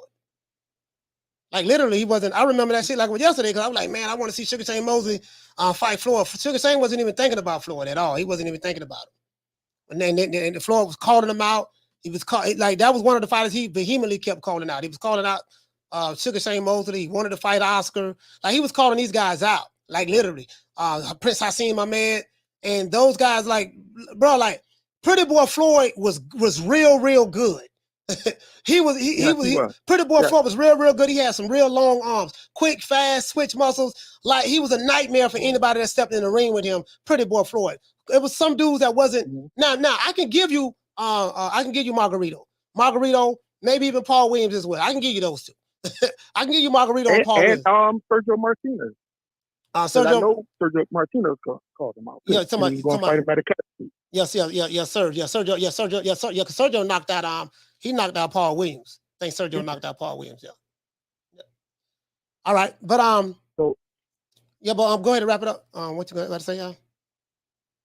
all right, so yeah, I just wanted to correct you, like, well, not correct you, but correct my point. I am on your side. I definitely agree with what you're saying, but I just wanted to make that point too, that Floyd was playing duck, duck, goose, and that bleeds into the next generation. So that mentality, and I think Floyd got that from Roy Jones, because Roy Jones, I believe, was doing the same thing.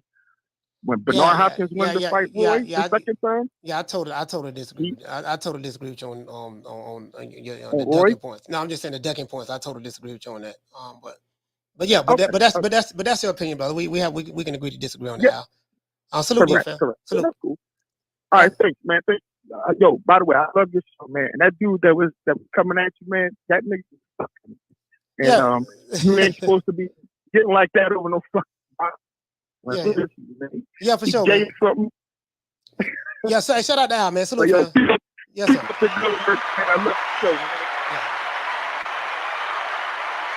Yeah, but anyway, hold on. Yeah, so hold on. And, so this what I be talking about, bro. Like, I'm calling. What's your name? Where you calling from? What's up, Coach? This is D-Block. I had to call one more time because I saw this brother call and he took up half of the show, but it's okay. He was trying to put his emphasis in there. So I'm good with that, Coach. I say one thing before everybody say, what's up? See you later. Staten Island. Tank Davis and Floyd Mayweather are not made from the same cloth. Floyd Mayweather, yeah, he ducked a couple of people. That's okay. But overall, he has legends in his resume. That's all that matters when you're at the end of the day, when you're in the Hall of Fame. Like Canelo Alvarez, he couldn't fight everybody at all. It is what it is. Tank Davis is just like Benavidez Jr. These guys are unproven commodities. The difference is Tank Davis has he has he's older. He hasn't proven himself, where Benavidez is trying to get this to prove himself. But at the end of the day, Coach, Tank Davis ain't nothing. He will never become a real threat to anybody. He will never be what he thinks he's going to be because he ain't got the balls to get out that house. D-Block, D-Town, D-City, all right, shout out to Adrian, man. Salute, put the hood up. All right, now. I'm gonna wrap this up. The problem that I have with Floyd saying that, this is the problem that I have, guys, because you have guys, they want to try to use Floyd Mayweather talking points, and it sounds good, it sounds fly, but listen to this Floyd, listen to Pretty Boy Mayweather. Forward moving up to 135, fighting Paul Spadafore, Jose Castillo, and hopefully moving to 140 and fighting Constance Zoo. Floyd Mayweather's not ducking or dodging any opponent out there. I'm willing to fight whoever, whenever. Forward to fight Arturo Gatti next. That's a big pay-per-view fight for me, and that's what I'm looking forward to doing. Mandatory to fight for the WBC 140-pound title. I proved myself over and over again. I went to 130, beat the best. I went to 35 and beat the best. Now I'm moving up to 140. Only thing Floyd Mayweather do, he want to fight the best out there. I think Arturo Gatti's a tough opponent. I want to fight the best they got out there. I would love to fight Constance Zoo, Arturo Gatti, the best out there. And I hear that Shane Mosley is coming down to 147. I hear Oscar De La Hoya is coming down to 147. For Floyd Mayweather is willing to go to 147 and fight Shane Mosley or fight Oscar De La Hoya. Now, this what he was talking about when he hit 140. Constance Zoo didn't fight Floyd Mayweather. See, what I'm saying is, bro, like, there are fighters that didn't, like, bro, like, you're going to have a hard time convincing me. And I remember this shit like it was yesterday, that Pretty Boy Floyd was ducking anybody. Like, people forget how good this dude was. Pretty Boy Floyd was a killer. I'm not capping on this. Like, I'm just saying, fam. You get what I'm saying? Those other dudes he called out, they didn't want to fight him. Constance Zoo didn't fight Floyd. What, did Floyd duck him? Sugar Shane Mosley, they didn't want to fight Floyd. Did Sugar Shane duck him? Like, bro, like, I'm just saying, bro. Like, I remember this like it was yesterday, dog. Like, you get what I'm saying? I'm like, bro, you saying Pretty Boy Floyd was ducking? I mean, you probably can make an argument maybe with Margarito or something like that, but Margarito was a cheater. We know that after the fact. But I'm just saying, bro, like,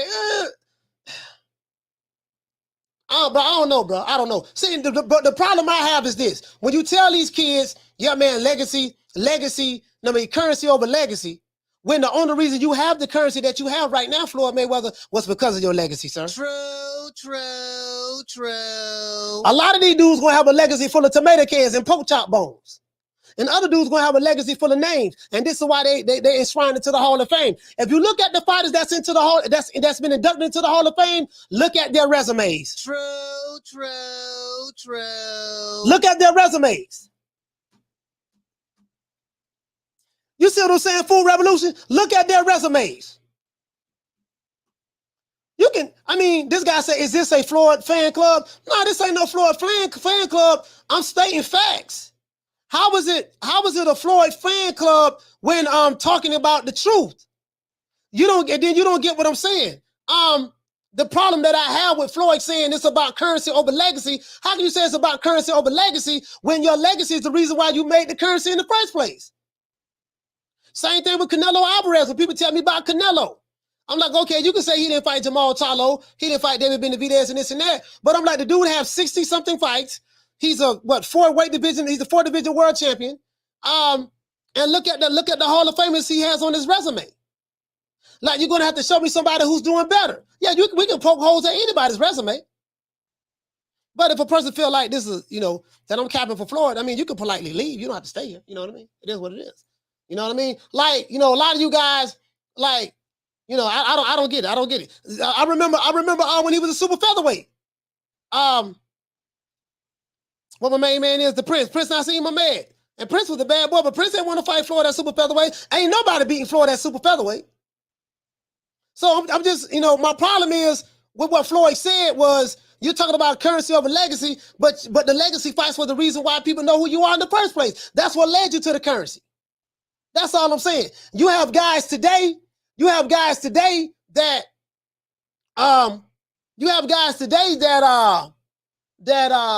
they talk about getting to the bag, but you ain't getting to the bag. You were not making getting to the bag legacy type fights.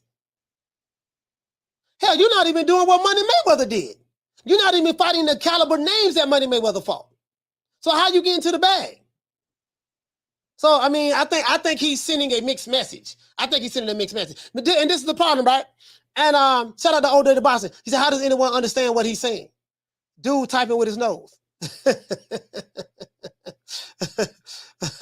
He said, that boy said Floyd dumped Paul Williams. He said, bro,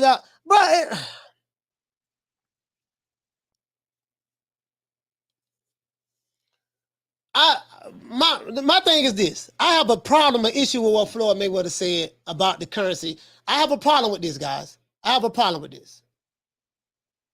I really do. Why would you want to talk about what a lot of time when they say, oh, Floyd have to do exhibitions? My philosophy is never stop getting it. Currency over legacy. I would like to fight Prince Nassim. Hopefully we can meet at 128. Or he can come up to 130, we can fight. Or hopefully I can fight the winner of Casamayo and Free Test. I'm looking forward to moving up to 135, fighting Paul Spatafor, Jose Castillo, and hopefully moving to 140 and fighting Constance Zoo. Floyd Mayweather's not ducking or dodging any opponent out there.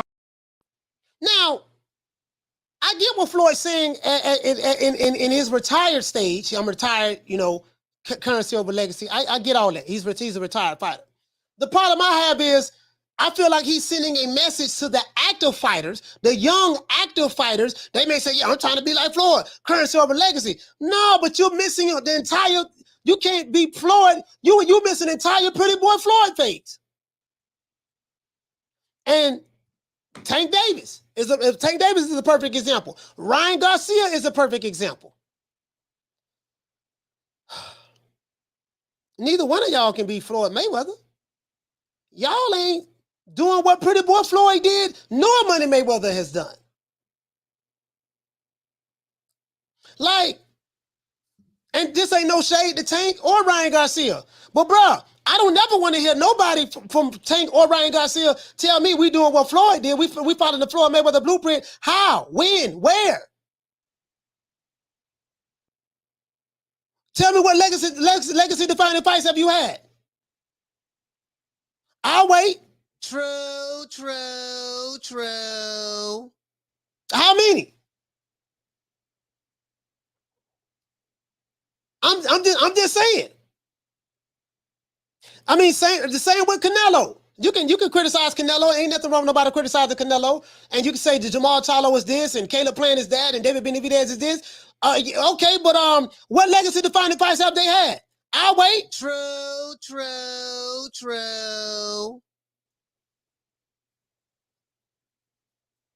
And when I ask those questions, it's a whole bunch of niggas playing it.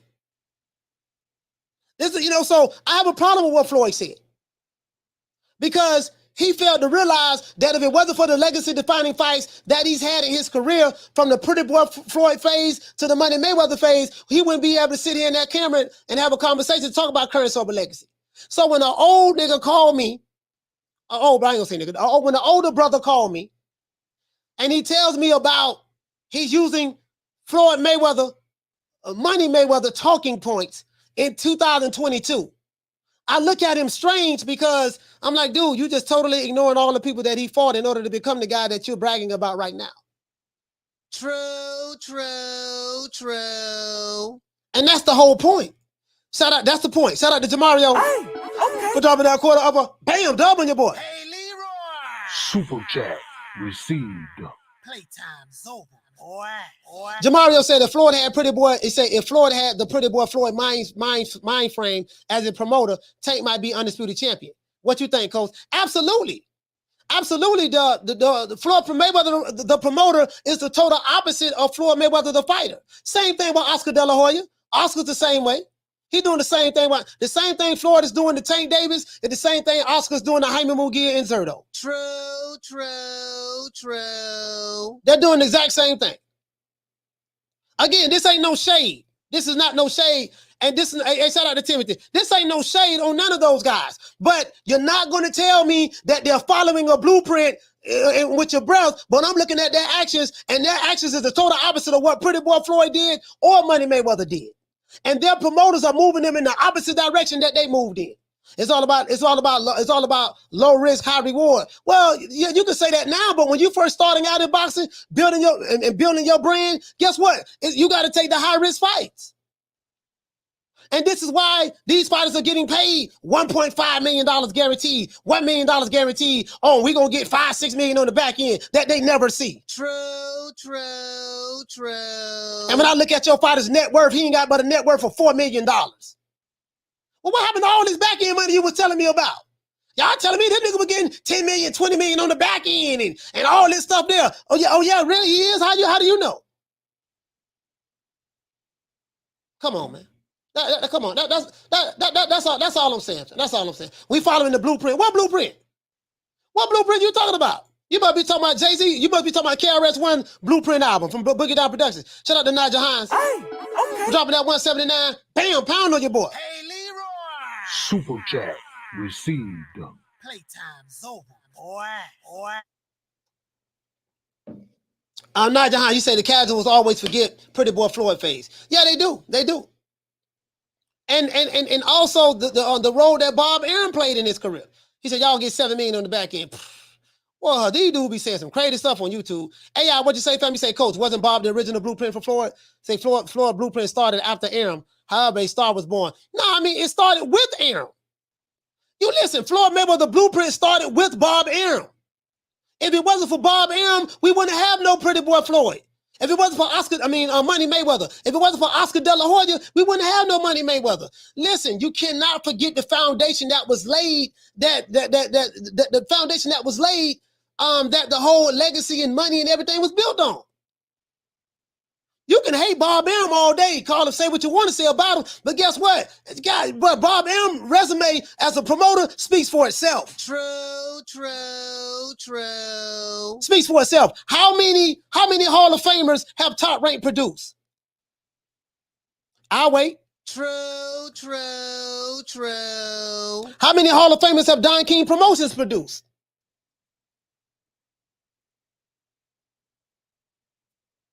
I'm just saying, B. I'm just saying. But when you get down to the nuts and bolts of everything, it's like, you know what, man? God damn, boy. You know, and this is what happens when you follow narratives. When you follow the truth pill is very hard to follow. It's very hard to swallow when it doesn't fit the narrative.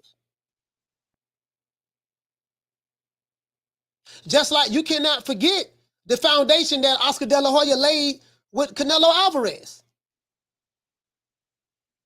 Wasn't for Oscar, we wouldn't know who Canelo is. These are facts. You can never forget the foundation, where you started at. What led you up to the point that took you to superstardom. It's like admiring the space shuttle without acknowledging the rocket booster that was attached to the space shuttle that launched the shuttle in space in the first place. True, true, true. That's all I'm saying, dog. You can't talk about the space shuttle without talking about the rocket that launches the space shuttle off the ground. Top Rank was the rocket, was the whole machine that attached to the space shuttle, Floyd Mayweather, as well as Sugar Ray Leonard and the Leonard and the Alis and the Haglers and all of the other guys, with Don King, with the Julian Jacksons and the Mike McCallum and the James Lightside Tonys and stuff. You can never. You can listen to these Wakanda niggas all you want. I don't care what they say. They dumb, they know nothing about boxing. You cannot talk about the space shuttle without talking about the rocket that launched the space shuttle off into space. True, true, true. If it wasn't for the foundation, we won't be having a conversation right now. It's very hard to put your personal biases aside when you hate a fighter, hate a promoter. You won't look at facts, evidence. Or they're not of your race or your ethnicity, your feelings get involved and you don't even look at the reality of the situation. Shout out to Kermit for dropping that half for bam, dub on your boy. Hey, Leroy. Super chat received. Playtime's over, boy. He said for money was feared by all top fighters. I'm like, bro, yes. It is what it is, man. You know what? And there's another thing. There's another thing too. And then, so you will have these dudes, you have these Flomos that worship Floyd. You have these dudes. I want to show you a guy, and this is an old video, but I'm going to show you a guy. This guy was so starstruck in front of a bunch of women, and this is what we have going on in boxing today, like these aerosexuals, these other fighters, these other fan bases who are just so in love with their fighter. I'm going to give you an example of what the hell is going on today. After my God, I respect it. I respect it. After my God. I respect it. After my God, give him after my God. You second to God, champ. No. I didn't listen. I respect him. I'm sorry. I respect him. Come on for the nigga pass out. Take the picture before you pass out. Yeah, get him before he pass out. Yeah. Hold him up.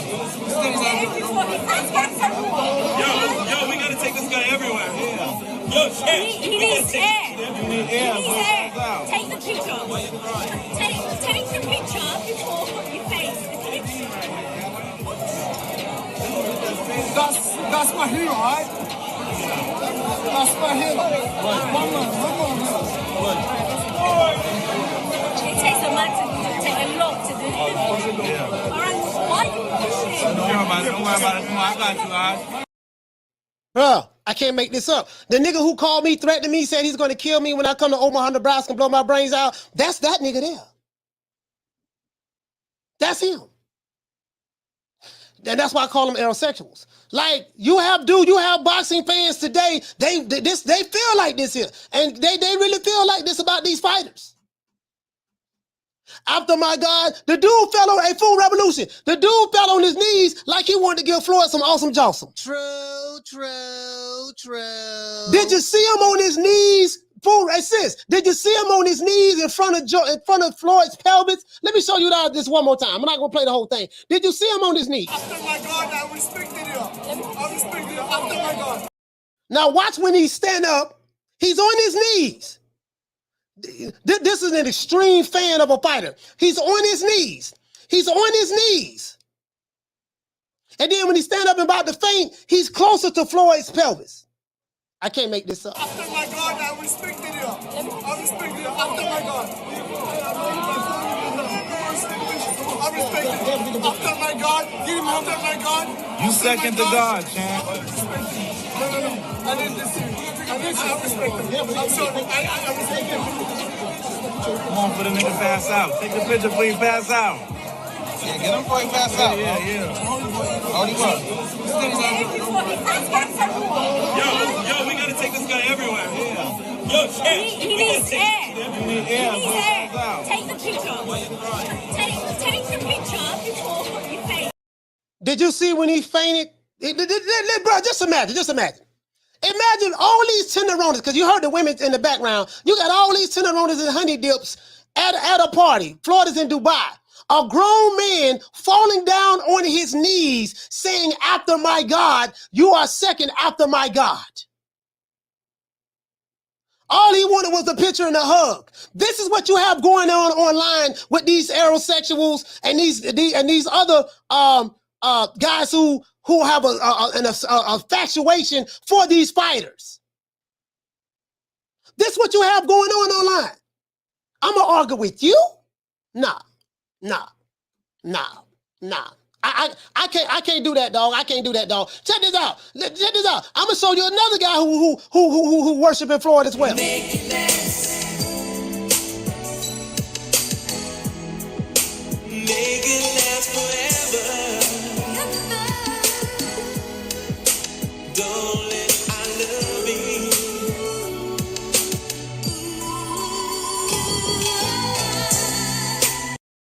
Like for real though. This what it is. This what it is. So they get mad at me. I'm gonna tell you why they mad at me. I'm gonna tell you why they mad at me. I'm gonna wrap the show up, but I'm gonna tell you why they mad at me. They get mad at me because I call it out. I call out the Fugazi. They don't like that. Shout out to Allen Haymon. Hey, okay. Dropping that $2. Bam, super chat on your boy. Hey, Leroy. Super chat received. Playtime's over, boy. He said, Coach, was that Ellie Setback song? Oh, Setback song, brother? Just asking. No.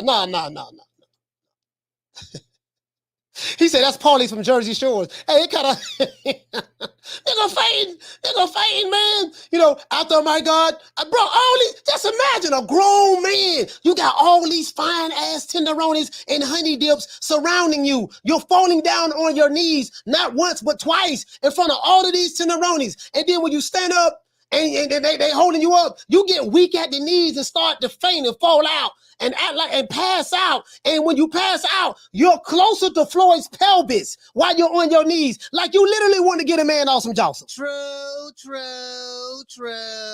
Hey, shout out to Shadow Ghost. If Floyd would have said, look here, man, like I said before, you're gonna have to give me awesome Johnson if you want to get a picture with me. He would have gave it to him right there in front of no females. You can tell. You can look at it and tell that's what he would have did. True. Remember that song by what's my main man name? I forgot my main man name. He became one of the lead singers of Slave. He made the song called "I Make You Weak at the Knees." Man, I forgot my brother name, man. I got the song too, man. He left Slave. He was a drummer, and then he became the lead singer. I forgot his name. What was the lead singer of Slave? One of the lead singers. I forgot his name. Old school trivia. What Lisa Bell? I know she know. What was my main man name? I'm gonna have to look him up. Nobody tell me in the chat. I'm gonna look him up. Don't nobody know. I kind of went over y'all head right now. Yeah, Steve Arrington. Shout out to TJ. That's it, Steve Arrington. That's what I'm looking for, TJ. Steve Arrington. Yeah, nigga, just imagine getting weak at the knees. Just imagine getting weak at the knees at the sight of a grown man. This what's going on YouTube.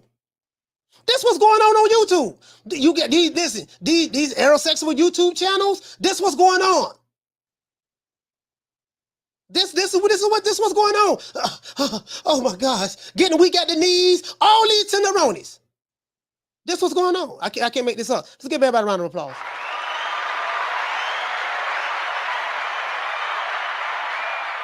He said, what you say? You say that boy was out here like a high school cheerleader for Floyd. And then what y'all didn't see, Floyd turned his head, he started smiling, and he was talking to some tenderonis. He said, yeah, this what I do. And I think he gave one of them, man. He said, this what I do. Like he was loving that. This what I do. After my God. And then when he stood at the floor and took the picture, he felt emboldened. Like, yeah, I'm with my hero.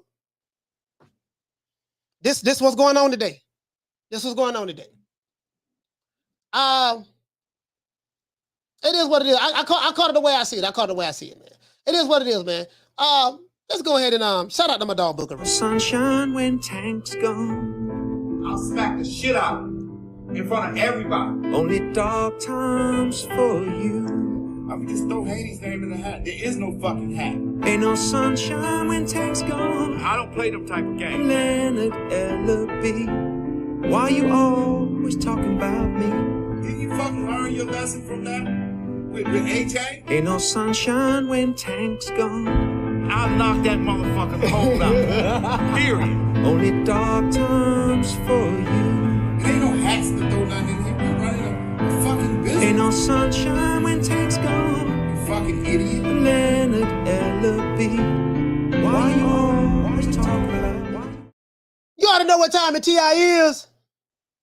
Shout out to Adrian. Adrian say, let's go, coach. Well, you know, I guess I gotta be like everybody else and thank Allen Haymon. I can quit my job now, baby. 6 figures, baby. You feel me? I'm about to But a name. Do you have a name? Oh, nah, I ain't got no name, you know. Name them names, man. They know who they is. Name them names, please. The names need to be named. They know who they is. The Mexican monster. It is what it is, man. We call it the way we see it over here, man. It is what it is, man. We don't even play with it over here, bro. I tell you what it is, though, boy. We do not play. Fuck with your soul like ether. Teach you the king, you know you. Godson across the belly. I prove you lost already. No, sir. We ain't taking no L's. Not over here. New Media Today, USA Boxing, man. You know, we have a good boxing community, man. I got a lot of love for all you guys. You guys take the time out to rock with me every day at 3 o'clock. I really appreciate that. Out of all of the places that you can be at in the world, you come over here and rock with me. I really appreciate that, man. I really do. We got another super chat. Let me go ahead and get this out of the way before we wrap it up. Shout out to Allen Haymon. Hey, okay. Dropping that $2. Bam, super chat on your boy. Hey, Leroy. Super chat received. Playtime's over, boy. He say this what happens when skinny jeans roll up. Hey man, this what you arguing with online. So I want you to understand something. When you're arguing with the guy online and they get mad and want to threaten you and say they want to kill you and murder you and do this and do that and they're gonna pull up, this is what you're arguing with. You're arguing with guys like that. You get what I'm saying? They're personality worshipers, fighters, celebrity, stuff like this is what you're dealing with. You're not dealing with boxing fans. You're dealing with some strange individuals. They'll probably let a nigga hit them from the back behind closed doors. I'm pretty sure that some of these fighters can hit some of these dudes from the back behind closed doors. They'll give up the draws. They'll give up some of these dudes. And listen, some of these dudes, I got to call it the way I see it now. Y'all know me. I'm going to be straight. Some of these dudes, they'll give up the draws and some awesome jawsome if they meet some of their favorite fighters. True. But bunky. You'll catch a couple of them. You'll catch a couple of them in the buck for an interview or for a picture, a photo op. I'm dead ass serious, bro. Some of these dudes are weird. It is what it is, man. Y'all know what time it is. You wish you could work it the way I do, but you can't. You're begging me not to leave you, and I refuse to let you go. I'm a dog Jamal Tyler. We the Charlo twins. We known for calling everybody out. Please call these people out. Listen, the whole world's looking at you. Call these people out, What's please. up? It's the Jamal the Hitman Charlo. Let's get it. Who want it? Name them names, man. They know who they is. Name them names, please. The names need to be named. They know who they is. The Mexican monster. Mexican monster. Hello. Yeah, that's why they come over here, dog. We got to tell them to shut that soft ass shit up. Shut that soft ass shit up. And the best man Shut will that win. that's some soft ass shit. Shut that soft ass shit up. All that soft talking. I know you can do it, man. You got the, man, shut that soft ass shit up. Yes, sir. It is what it is. Once again, this song, man, we're going to make it do what it do, man. Let's go ahead and, we ain't done this in a while. Let's go ahead and go out AB style. Shout out to AB.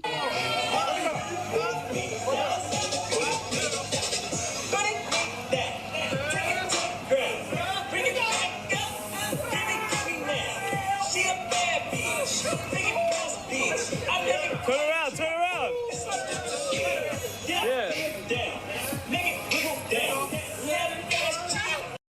Once again, this song is our Coach Malachi Williams signing out. New Media Today, USA Boxing. We'll see you guys tomorrow, 3 o'clock Eastern Standard Time. I will be on my other show tonight, Midnight Conversations. We have a really, really good topic.